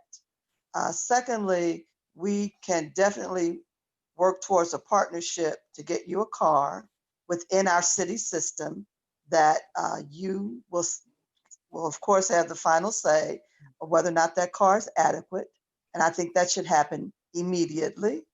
I don't think it should be long drawn out. And then as we move forward, we will look at the budget to try to solve some of the other problems. But partnership is key. Whether we like each other or not, whether we get along or not, I expect to see partnership take place. Thank you, Mr. Chairman. Thank you, Madam Vice. I would, Okay, Just Alderman something- Carr, you have something to add before we? yeah, just that, Kim, if you call over, sure they'll send all that stuff because it was slow in getting there and now they have extra, because I know we're also giving it to small businesses, gloves and masks. And I'm sure if you call over, that they would supply your office with plenty of masks and gloves. Keeping in mind that they more or less just came available in the last, say, week or two. I do plan, and I'll send something to you, hopefully within the next week or two, to have a public safety meeting. I know that's not to be discussed here, And it's my understanding that we're gonna try to find the 220,000, see if there's a car available somewhere else, and you can work with everything else. I just want to make sure that my understanding is correct, because I will help look for the 220,000. And can I just clarify something, Alderman, and thank you Sure. for that. I just want to say, when we've continued to work throughout the COVID-19 lockdown. So we have people who work remotely as well as come into the office, because there's different parts of our office that cannot be done remotely. So we needed this equipment prior. So when people are talking about it just a couple weeks, so I've purchased equipment for people to feel safe, because there's a lot of issues with people asking people to come in to a building, even if there's limited people. We've purposely staggered schedules so we make sure we have the appropriate amount of people versus the CDC guidelines of how we practice social distancing. We've done those things. So we've spent those out of our pocket currently just for the people we have to have in the office. But I'm preparing for when we have to come back and have everyone as well as witnesses and victims. So I will, like you said, work with the health department. I'm not saying that I did not reach out to the health department, and I want to reach out to other people. But when I've talked to many different people, they've said that it's limited and it's based off of the adequate needs. And I'm just saying our office is kind of not looked at as the adequate needs spot. And so we have to keep our voices out there pushing for appropriate PPE. So this is not saying that people are not helping or I'm not working with individuals. I am, but at the same time, I have to advocate for purchasing those out of my budget, because if I can't wait on these services for other people, I have to make sure my people are safe. So I just want to make sure, clarify that I am working with everybody, and I'm making sure that we do the right things and make sure we protect people, because people are afraid. So All it seems like somehow my thing was crashed. Let's see something if I can get. That's the internet of the city. That's why we need upgraded info. Well, No, somebody. We're at home. I believe Alderwoman Boyd might have pushed a button, but we still have, we still have. That's why I need that $220,000. I appreciate that. You see it, No, right? okay, now that's better. So, no, what I'm gonna say is we have our conference call with the mayor and Dr. Eccles tonight, and I will ask that question. Okay. To make sure that, you know, you're getting whatever is appropriate as far as protecting your office and people coming in. That should be happening already. I think. Okay. And All right. thank you. And I'll stop it there. Okay, Thanks. thank you, Alderman. Okay. In closing, you know, a couple of things I've heard through this, Madam Circuit Attorney, and maybe it's possible, I keep hearing that there's people who move up and move around, so your positions are fluid. I don't know, and I'm speaking probably for next year's budget, because I'll be very honest with you, I'm highly disappointed to open this meeting with a statement of defense, as opposed to, you know, we're here to help. We are elected officials. This is supposed to be our part-time job. We take our time and we're dedicating we're here because we care about the city. I'm sure that's why you're in office also.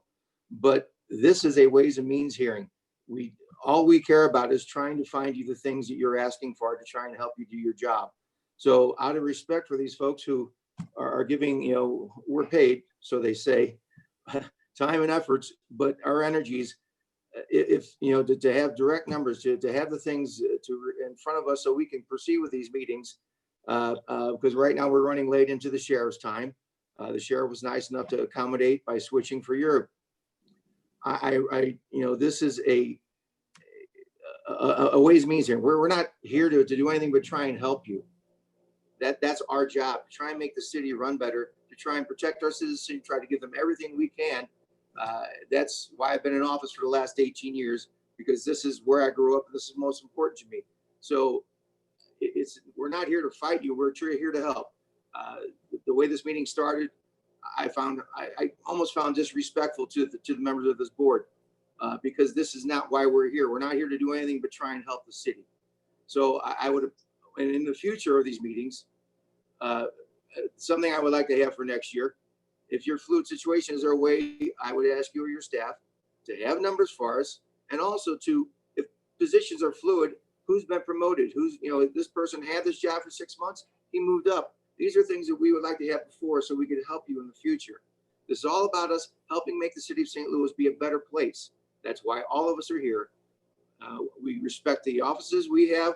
We respect your office. We want everything to be done properly. So I thank you again for your time and your efforts.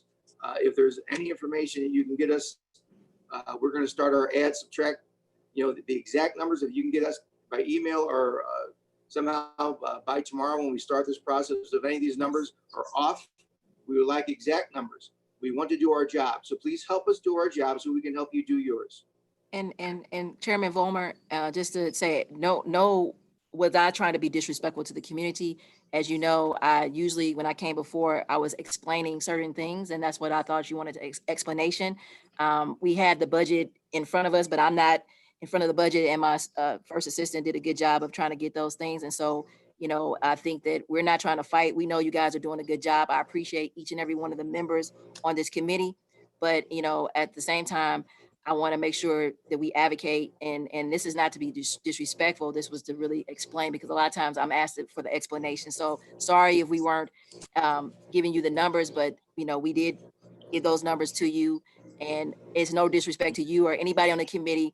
We appreciate you. We appreciate the suggestions, and we want to work with everybody because, as you know, I'm concerned about the city too. I've lived here all my life, and I understand that we have tough challenges, and I know you guys have a hard job, but I understand that there's a lot of misinformation that is put out there, and a lot of times I have to clear that up, and I thank you for the opportunity.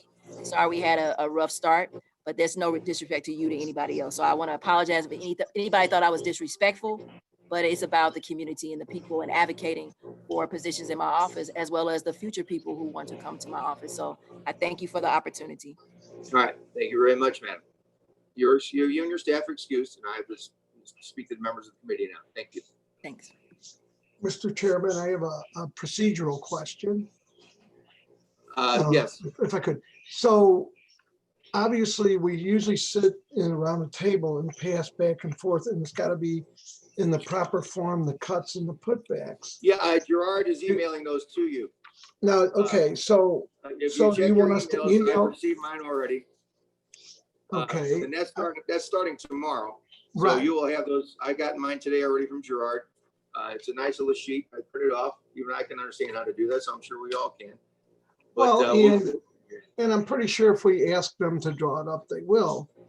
So where do you want, do you want us to email these back to you so you have them? We'll work on that tomorrow. Right now, what I'm trying to do is, I'm sure the sheriff's waiting, but I'm sure we all need like a 10-minute break, 15-minute break to stand up, stretch our legs. This one a little longer than usual. So if we could, SLTV, what time we have? It is 11:38. Maybe come back at in about 10 minutes, 11:48. Is that good for everybody? All right. Thank you very much. We'll just put ourselves on hold and stretch your legs and return your coffee. Thank you.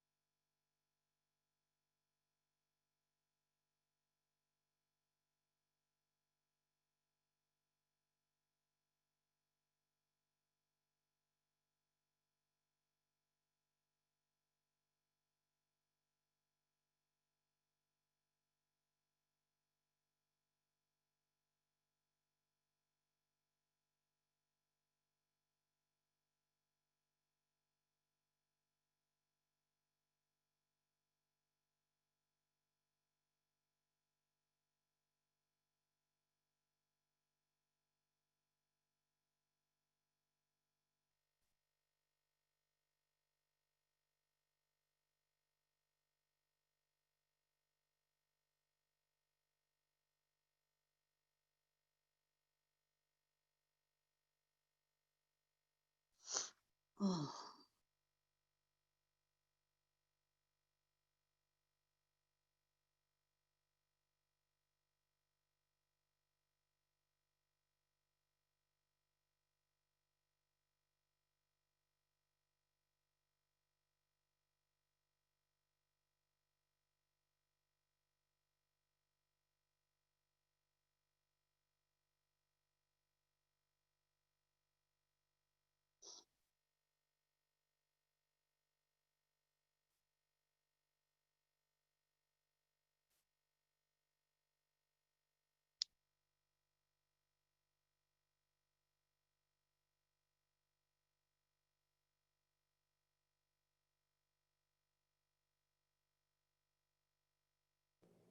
right, I'm back whenever we have enough people.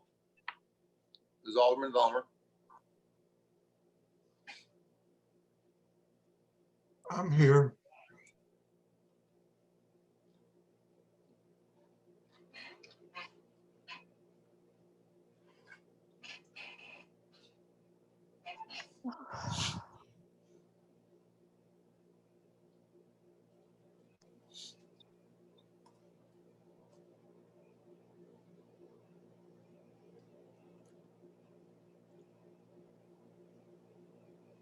Do we have enough yet?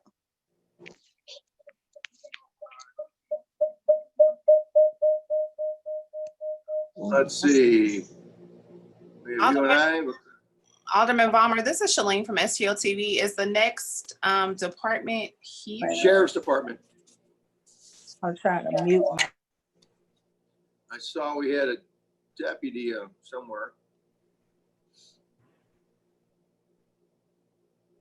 Let me see who this person is on the phone. Let's see. On you now, Greg. Hello, the person at 8178. Can you please, may I ask who that is on the phone? Can you hear it? Can you hear me? This is the Yes. sheriff. Okay, great. This is the sheriff. Okay, Now, so, we can't get anything on the screen though. well, just one moment. When Alderman Balmer lets us know that he's ready. I 2, 4, 1, 2. We have looks like we have a quorum, so we're Okay. fine. We can start up. Ways and Means meeting will now resume.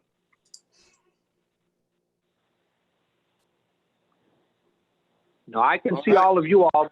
I don't know if you can see me. Well, are you wearing your hat, Sheriff? He's No, on, no, I'm not, Alderman.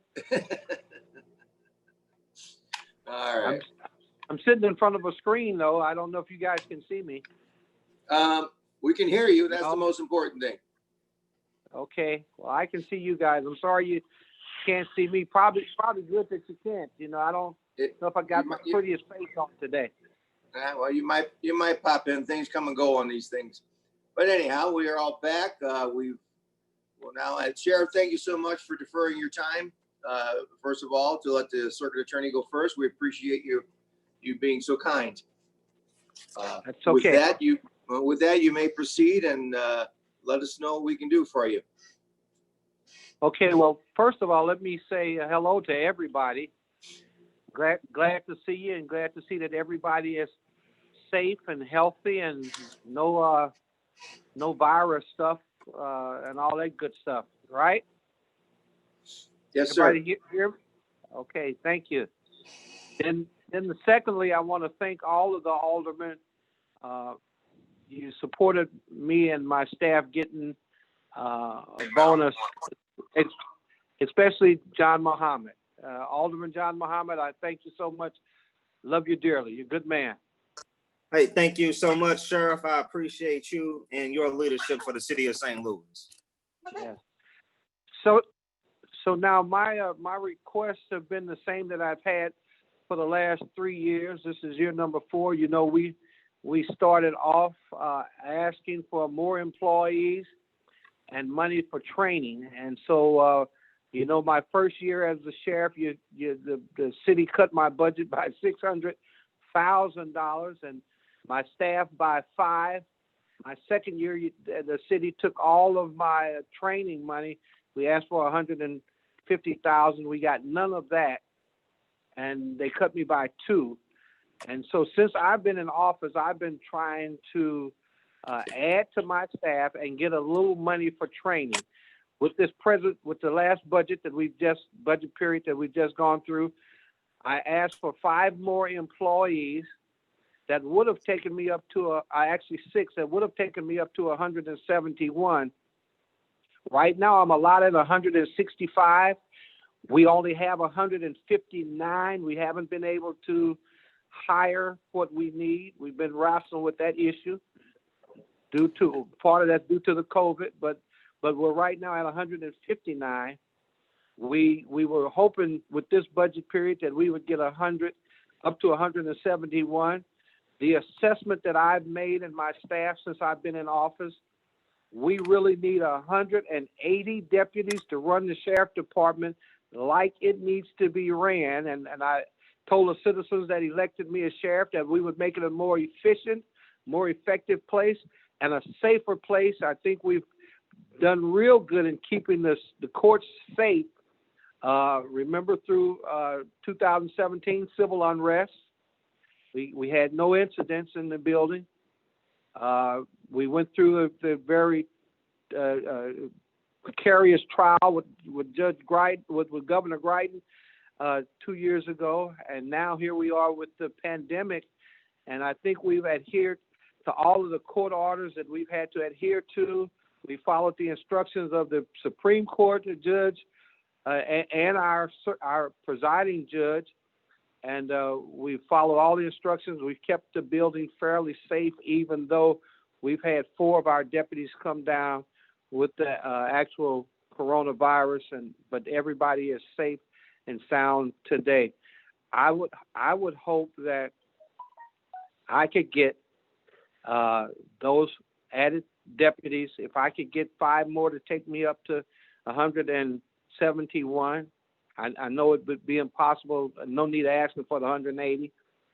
And then we dropped down from asking for 150,000 my first year to my second year asked for 140,000 for training. And then this past budgetary period, we only asked for 75.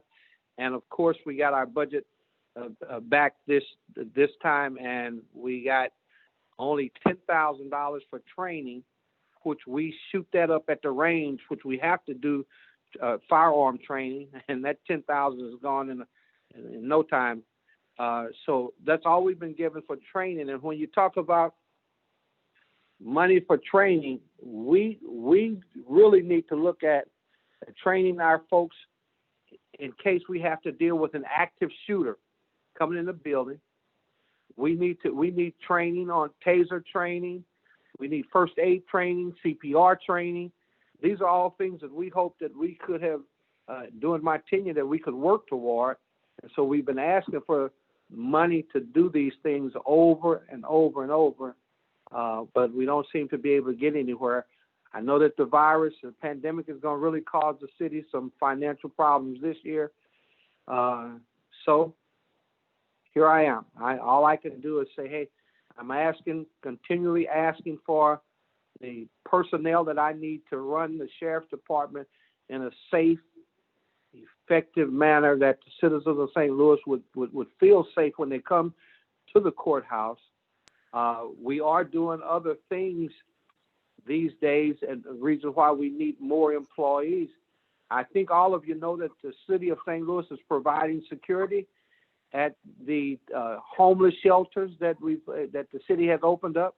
I don't know if you all knew that, but I'm doing the security at the 2 homeless shelters. We're also doing security on Metrolink. We've moved beyond the courthouse, the 2 court buildings during this pandemic. We were also out on the street delivering the notices for the health department, and we've continued. We have basically continued to work every day in spite of the virus. We've had tasks that we've had to perform. We still have when we go out to orders of protection. That's what I was trying to ex partes. We still have ex partes, and orders of protection have actually increased during the pandemic. And so we've been at work. And of course, I think if any of you, I don't think any of you have been over here to the courthouse, but we still have our staff and we're under court orders to only let people in the building who have masks and who have a order from the presiding judge to come in, but we are here. The sheriff himself has actually been out in the field serving papers and those kind of things because we've had to quarantine a couple of different times, which really put us at a disadvantage. And so 30 people at one time we had to quarantine, 16 people a second time, and then today as we speak we have 6 people that are quarantined. So the sheriff himself has been out doing a lot of the work that need to get done. But again, not to just to keep talking on and on, I need personnel, I need money for training. So that's basically all I have to ask you for, and I'll see what you got to say. All right, Sheriff, thank you very, very much. We'll open up with Madam Vice. Marlene, would you care any questions or comments of the Sheriff's Department? At this moment, I don't. I'll look at the numbers that are requested for those 2 main categories that were mentioned to see what we can do. I also will take the liberty and look at some of the other partnerships that we have where some of that training could be done without us paying. So it's important. It needs to be done. We do have a small window because I don't think it'll be anyway soon that we'll be back in the courts and we can get this taken care of. Also, Mr. Chairman, as we move forward, everything that we do from this point on has to be done in partnership. A lot of the people have not been paying attention to the funds that are coming in for COVID. And a lot of the things we've talked about, most especially emergency preparedness, there are funds there that could be used if we talk to each other and make sure that we understand how those funds can be used. Other than that, I just wanted to remind you before we end this meeting that I would like to schedule a public hearing for this Saturday. So that's all for me, sir. Thank you. All right, thank you very much, Madam Vice. Yes, we typically have a public meeting. We had one last year, and Saturdays, as we know, are the best time, and I believe you'll be handling it for us as we did last year. Thank you very much for reminding us. You're welcome, sir. The time and place announced. All right, Alderman Vaccaro. Yes. Any questions of the sheriff?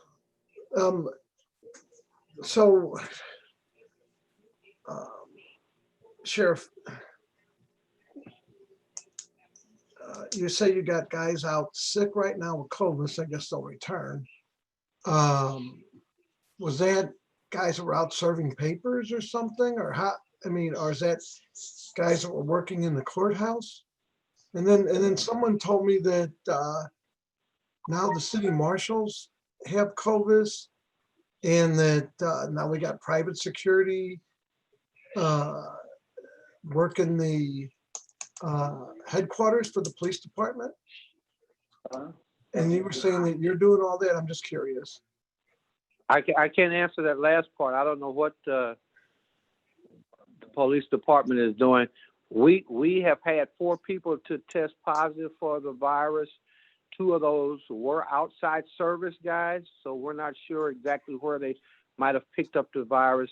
2 of the other 2 people did work inside the courthouse. And like we said, all of those people that they came in contact with were quarantined, and we went through the proper channels and talking with Dr. Eccles, the health department, and followed all the guidelines and everything that we needed to do. Okay, and Joe, I apologize. That's a little off the subject, but certainly piqued my curiosity.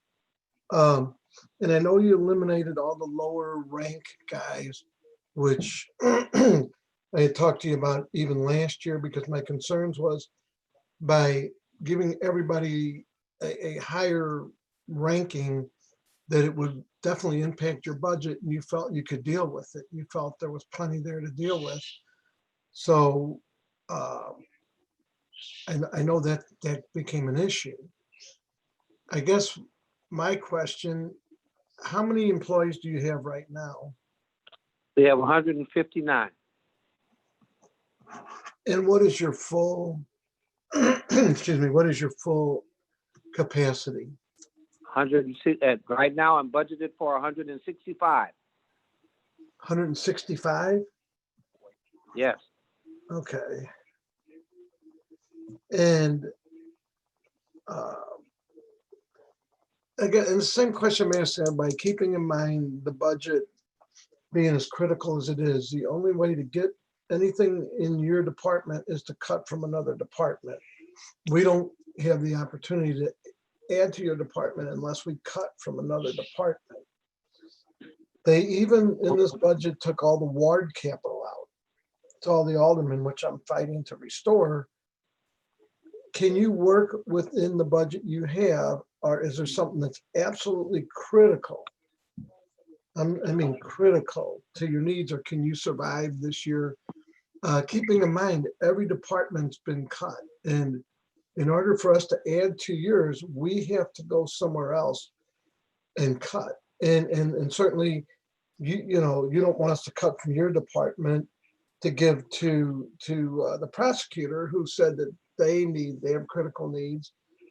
And I know Alderwoman Murphy asked the question, well, what department do you want us to cut from? But even that aside, and not meanness or anything. Well, I can answer that question for you, Yes. Alderman.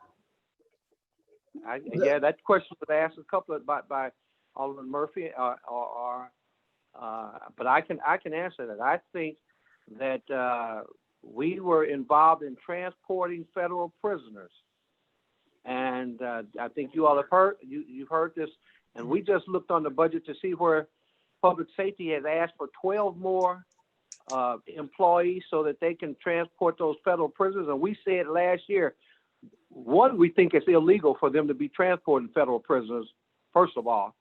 And then two, we asked for only 4 more employees so that we could continue to do that work of transporting federal prisoners. Now, you know, Sheriff, not to cut you off, but if I remember, there was basically a letter that you sent saying we're not going to transport them, basically holding the city hostage, saying if No, we that- don't get no, this no, no, money, no, we're- no. I can get the letter. I saved everything. But Joe? it basically said, well, let me finish and then you can answer, please. It basically said that you're going to quit transporting federal prisoners.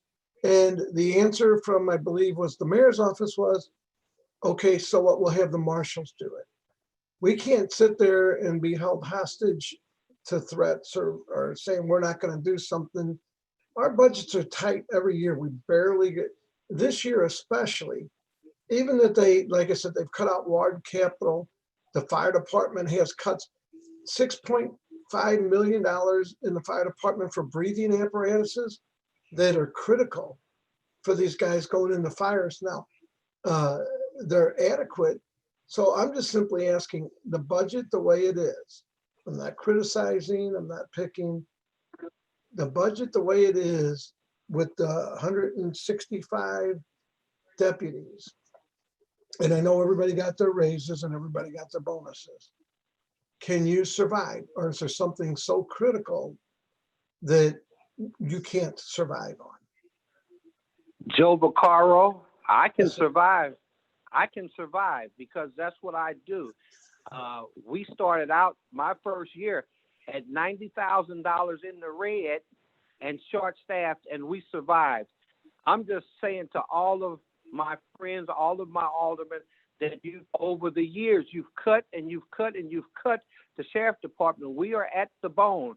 At some point, something's going to happen because we're not operating in a safe manner to where we're staffing the sheriff department at the level that it needs to be staffed. Now, let me address this other issue that you want to talk about me holding somebody hostage, and I take offense to that because we asked, Jimmy Edwards came to me and asked me would I be his partner in transporting federal prisoners. we already had the contract to transport the federal prisoners. Our contract was 20 years old. Murphy set that contract up 20 years ago. We've always transported federal prisoners, but Jimmy Edwards come to me and say, hey, we're going to house and transport federal prisoners, and I'm going to draw up a new contract. I need a partner. I said, okay, I'll be your partner. He drew up the contract and came back to you guys saying that he's going to house federal prisoners. They've made the city, somebody has made almost $8 million off of that transportation of federal prisoners, and it wasn't the sheriff, and it was my job, and it's illegal for the correctional officers to be transporting those federal prisoners. We got that straight from the city attorneys, but you drew up the contract to let Jimmy Edwards have 70% of that money, and the sheriff. If I had got my cut of that money from transporting federal prisoners, we wouldn't even be talking about the sheriff asking anybody for anything. But because I was cut, hold on, let me finish. You didn't give me anything for Proposition P. I'm part of public safety, and I didn't get one penny for Proposition P. Over the 3 years I've been here, I haven't gotten any help other than Alderman Muhammad and you guys helping me just the other day with that bonus. I thank you so much for that. But I haven't gotten any help from the city to make the sheriff department a better department. And Alderman Vollmer, you just said the city, that we should be all together to make the city a better place. That's all I ever wanted to do, was make the sheriff department a better department so we could make the city a safer place. Jimmy Edwards cheated me out of the transportation of transporting federal prisoners. We could have been getting part of that money right now, and the sheriff wouldn't be asking anybody for any money. But you, so don't talk about I held the city hostage. But you said don't you would say not. I held the city hostage, because I wrote Jimmy Edwards and the mayor, and I think the Board of Aldermen, a letter saying that if we didn't get the bodies we needed to transport federal prisoners, we were going to stop the transportation. Right. I didn't hold anybody Okay, hostage. Joe, give me a second here. Okay. We're getting off on a tangent here between things, he said, she said, and No, saying, but I'm, hearing the word cheat, hearing the word that, we're getting off topic for a meeting. We're here to talk about numbers. Okay, we're here to see what we can do. Okay, that wasn't the realm we've of this. established the fact. We've established the fact that there's some ill feelings about the transporting of prisoners, and that's it. What we're trying to do is work on this year's budget. We can dig up the past for the next 6 weeks, but we have a meeting before us to perform. So let's stick within that. Do you have any further comments about what he's today? I want to finish Let's leave the other thing alone. Let's move forward. So when I asked, where would you find the cuts? That's why this was brought up, which is in the realm of this meeting. He said you can cut it from the marshals. I was simply answering that question as to why that is going to the marshals. That's what that's about. I understand. Someone please mute your phone. Thank you. No, that's fine. We've established all that, so we have that point. Okay. Well made. So my question is simply, is there any critical? Please mute your phone. We understood that. It's my iPad. I'm on all things going at the same time. My question is, Sheriff, and I think you answered it. He did. I believe he did answer it. Saying he could cut it to the bone. He could do whatever he could. Yes. He could. Is there another question you have, Joe? That question's been answered, sir. No, I just want to make sure, because if there's nothing, then I'm not going to worry about trying to figure out how to get more money in there. I believe the sheriff has answered your questions. Okay. If there's nothing further, we'll move on. No, I'll just mute and just listen. Apparently. Okay. All right. Thank you, Alderman Howard. Any questions or comments of the sheriff's department? Yes, good afternoon, Sheriff. Good afternoon. How much more would you need? You said you needed how many positions? I got a little distracted here. You're asking for, you requested, let's see here. How many did you request this year? I'm sorry. I requested 6 more in this current budget, and the judges went along with me. In asking for 6 more, that would take my staffing up to 171, and I asked for $75,000, way down from what I've asked two previous years, I've asked for $75,000 for training. And Okay. and the judge signed off on that. Okay. So you asked for the $75,000 additional for training and for how many more positions? I'm sorry, 3 more Six. positions? 6 more positions. Six more. And that would, those would be entry level positions, right? Yeah, that's, yes. Okay. All right. That's all I need. Thank you so much for coming here today. All right, thank you, That's all I Alderwoman. have, Chairman. Thank you, Thank you very Alderman. much. We'll move on to Alderwoman Hubbard. No questions. All right, thank you very much. Alderwoman Murphy. Beth, you need to unmute, babe. Beth. You're on mute. I thought you unmuted me. No, they don't give me all that power. Darn. I don't have any questions. I said they were asking me, and I wanted to know the amount of, and I was also wondering, like Alderwoman Davis said, if somehow that training could be combined with some other department, even police department, something, the marshals, everybody's being trained, even as teachers, we were trained for, for these emergency situations that happen in public buildings all the time. Perhaps that could be combined some way, I'm hoping. And that's all. The rest was asked and answered. I will go over it. Thank you, Sheriff. No, All right.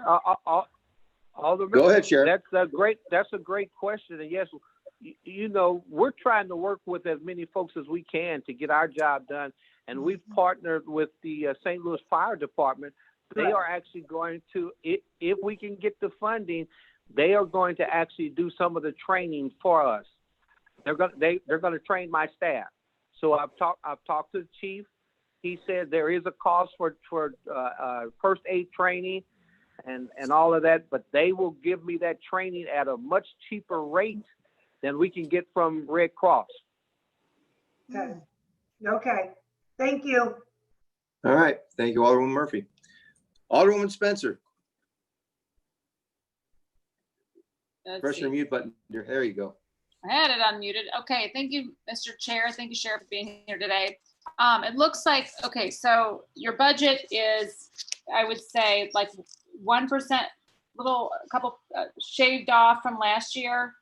So, and it looks like a couple of those deputy sheriffs were cut. I'm a little bit confused about this contract to transport federal prisoners. You said that you were cut out of $8 million. Can you walk me through that? No. Yes. What's the $8 million, Sheriff? No. Alderman, that's the guesstimation as to how much the city made last year off of the transportation of housing and transporting federal prisoners. Okay. Housing Okay. and housing and transit. Oh, Right, housing and transportation. We think the city, that's just a guesstimation, and that guesstimation came from the marshal himself, between $8 and $9 million, could be even more than that, on housing and transporting federal prisoners. They're paying, the feds are paying the city of St. Louis somewhere close to about $90 to $100 per prisoner. And we have about 252, 53 prisoners in the Justice Center today as we speak. no, we have a little over 200. But so the sheriff's office historically has been involved not in housing those prisoners, but transporting them. Is that correct? We are the only entity that transport both state and federal prisoners in the city of St. Louis up until just recently. Okay, but the sheriff's office is involved in transportation, not housing. I'm sorry, Sheriff, I'm just trying to understand. Yes. Okay. Yes. So the sheriff's office historically has been involved in the transit of those federal prisoners. Does the sheriff's office then get a percentage or how has that relationship looked prior to this year? Well, prior to this year, we would always send the feds a bill and they would pay us, and then that money would go right to the city. we never saw 1 penny of that money. Unlike what we understand is going on now, the Department of Public Safety is getting a cut of that money to do whatever they wanted to do with it. My understanding is that you guys signed a bill for the city to get 30%, Department of Public Safety gets 70%, and all I'm saying is, Alderman, if the sheriff had been included because he was doing half of the work of the transporting, if I had got 10% of that and everybody else cut it up the way, we wouldn't be having a conversation right now. Okay, Sheriff, I'm sorry. I realize I'm asking questions, but you know, we're here to help. I'm here to help. Yes. I'm here Yes. to first and foremost understand what's going on here. So this is a bit of a confusing subject matter for all of us. I'll speak for myself. It's confusing for me. So, exactly what. Okay. So You if went there- to mute. You went to mute. I couldn't hear you. Oh, goodness. Well, that wasn't. You're me. back, Kara. You're fine. Administrative error. Well, so I'll speak for myself and say this is a bit of a confusing situation. So historically, you're saying the sheriff's office hasn't received a cut of that. It went directly to the general fund? Yes, ma'am. Okay. And you're arguing to have what back in place? It sounds like you didn't get any funding before. Are you wanting Right. positions back in your budget to be able to transport those prisoners? Or what is Yes. what is the direct ask, since we're not the director of public safety and making that contract? What is the ask from the Ways and Means Committee, Sheriff? Well, what I'm saying, Cara, is that deal never should have took place without the sheriff. The sheriff always was the transporter of prisoners. And if a deal was going to be cut between the city and the federal government for transporting prisoners, the sheriff should have been included in that. And my understanding is that when Jimmy Edwards came to the city, he presented it as simply a housing issue, not a housing and transportation issue. So now this is my understanding, is that public safety gets 70% of that money. City gets 30% of that money. We're talking about that $8 million. Sheriff got nothing. Plus, they took the job from me, as somebody was trying to say that I refused to transport them. No, I did not. I wrote a letter to the mayor and to Jimmy Edwards and even to the marshal himself at the marshal's behest of me writing a letter explaining to them that if I didn't get the support for deputies that I needed to do that job, look, our Sheriff, transporting the I don't want to interrupt. I don't mean to cut you off here, but I want to make sure we do as efficiently as possible. So we are not the entity that made that decision. Obviously, we're not the director of public safety, and I don't believe he's on the call today, although he was on our call yesterday. It sounds like there's a dispute between the sheriff's office and the director of public safety. But we are in charge of the budget. So what is the ask on the budget side of that equation? Does the sheriff's office still participate in the transit of those prisoners, or is that handled by the police department now entirely? Well, first of all, Cara, there is no dispute. I'm just trying to give you guys as much information so you can make as intelligent decision about what you need to do for me as possible. You guys got to have all the information, and I wish you would be patient enough to let me tell the whole story so you'll have the whole story. I'm not trying to hide nothing from anybody, and I'm not. And Sheriff, we appreciate the history, but we just need to move forward with this budget today. So that's for another time. We're kind of getting off that. We need to know what I believe the question, Alderman Spencer, and the dollar amount that you're proposing for the 5 more employees. What does that come to? And then the others, I believe that's the dollar amount you're asking for, whatever those 5 more employees would cost. Is that correct, Carol? Well, thank you, Mr. Chair. What I was looking for was whether or not the sheriff's office is still transporting those. No, they are not. Okay, so then the No, police they're not. department is handling that. So then Yes. the No. idea, okay, so Well, then- it's, the sheriff's department's not doing it, so that, as far as being germane to this budget, the money he's asking for is for more employees currently for 5 more positions, I believe. okay, and in theory, that would be to put that function back in the sheriff's office? I don't believe that's just, no, I don't believe it's just to do that function. I just believe it's to have more employees to cover the courts and to cover their functions currently. It's not to add that function back. Okay. all Right. thank- The employees I'm asking for is for the support of the courts, not for the transportation. When all that came up, when somebody asked about where would I get the money to do what, and that's how all of this transportation stuff, I think the money is there. Could have been coming to the sheriff department, and my budget probably would have been solved. But now the 6 employees that I'm asking for, that's to continue the support of the courts. And with the new changes that we've had from the Supreme Court and with the courts and the prisons and stuff, we need those additional bodies to make sure the court functions can be carried out efficiently. Okay, All right. thank you, Sheriff, and thank you, Chair, for helping clarify. I'm not, I think that does it for me. That's all the questions I have, Mr. Chair. All right, thank you very much, Alderman. Alderman Mohammed, any questions of the sheriff? In the interest of time, Mr. Chairman, I will reserve my questions for the sheriff directly. That's all. Thank you. All right, thank you, sir. And Alderman Oldenburg, are we still with us? I have no questions, Mr. Chairman. All right. Thank you, Alderman. Alderwoman Boyd, are you amongst us?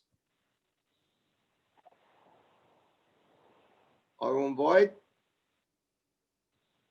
All right, we can come back to her if she shows up. Alderman Clark Hubbard, I see you there. Any questions? Thank you, Mr. Chairman. No, thank you, Mr. Chairman. No question. All right. Alderwoman Boyd, I see you with us again. Would you have any questions of the sheriff? No questions. Thank you. All right, thank you. Nice echo effect on your microphone there. Okay. All right, Sheriff. And we're here to do the nuts and bolts today. So 5 employees, is there a approximate dollar amount for those 5 employees that we could have? Or is there, I'm not sure of the salaries. I don't have those numbers. I'm sorry. What's the starting,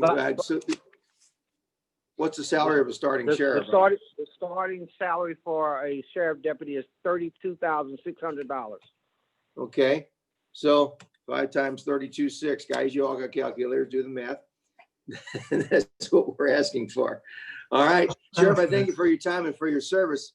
And I appreciate you again, once again, being gracious enough to let the circuit attorney go first and for deferring your time. Thank you so much, sir.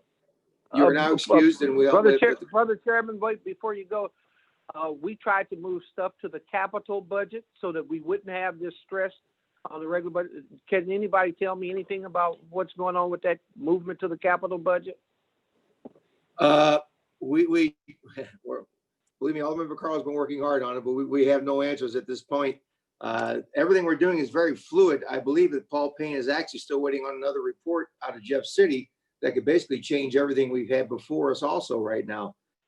So the numbers, this is, again, one of the most topsy-turvy budget situations in a long time, because even the facts we're dealing with now could change based on another report that will be coming in shortly. So we're just trying to do the best with it, and we appreciate you, trying to work with us, and we're trying to work with you, sir.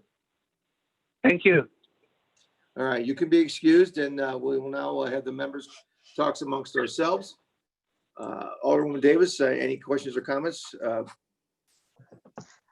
No, I believe one thing we all know is that this budget is challenging.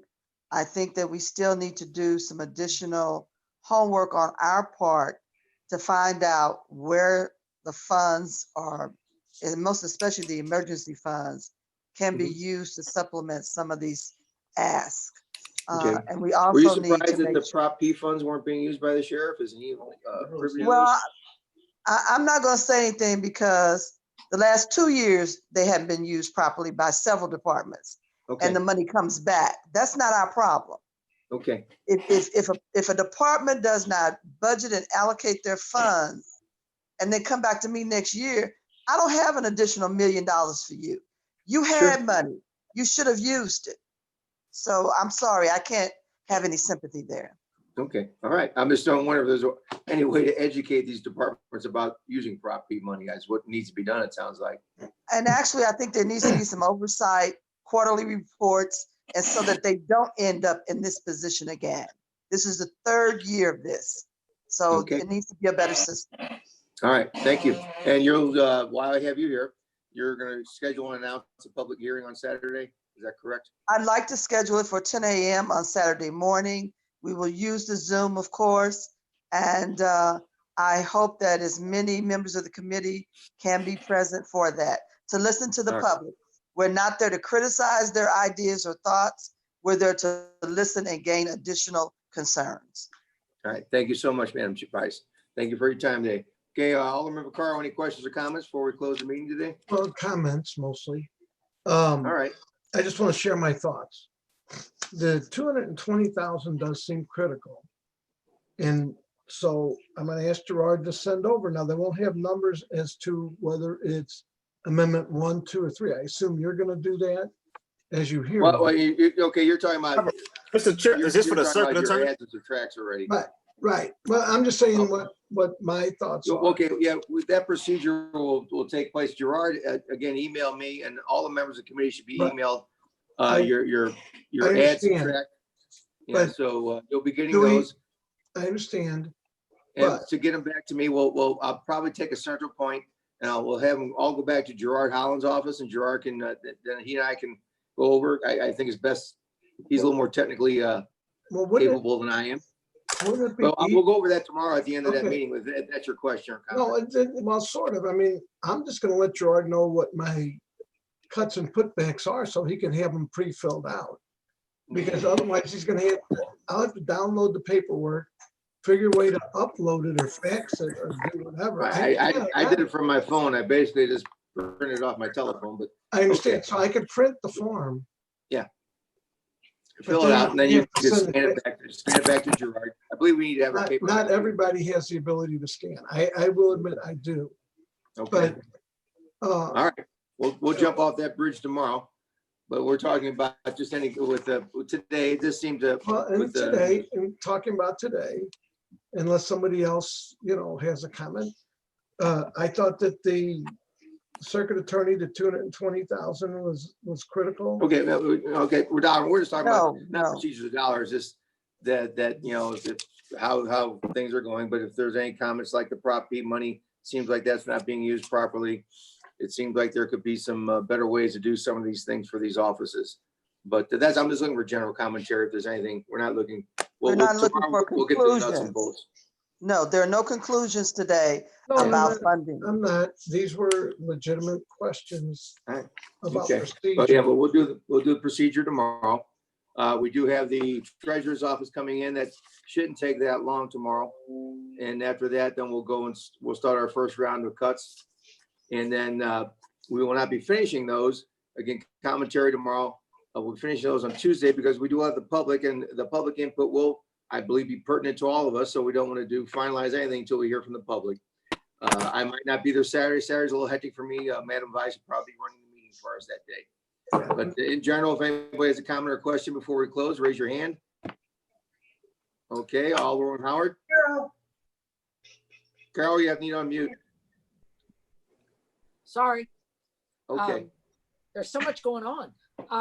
So when will we know about Saturday? I guess the. Saturday 10 a.m. From the 9th. It's Saturday 10 a.m. and it's going to be Zoom. You'll be sent the Oh, invitation. okay. You said at a designated place and Well, time, and I'm I'm like, still where are dealing- we going? I'm Okay. still dealing. My mind is still not COVID friendly. I know. It's confusing. Okay. All right. That's all I needed to know if I had to be somewhere. Okay. All right. Thank you.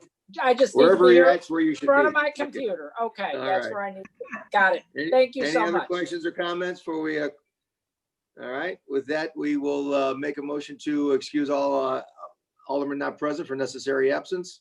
So moved. Second, previous roll. Previous row. All right. Motion to adjourn till tomorrow, So 10 moved. a.m. Second, I'll second my own lean. How's that? All right, thank you all for your time and efforts. I know it's Adios. strenuous. All right, see you tomorrow morning, 10 a.m. Thank you. Bye-bye.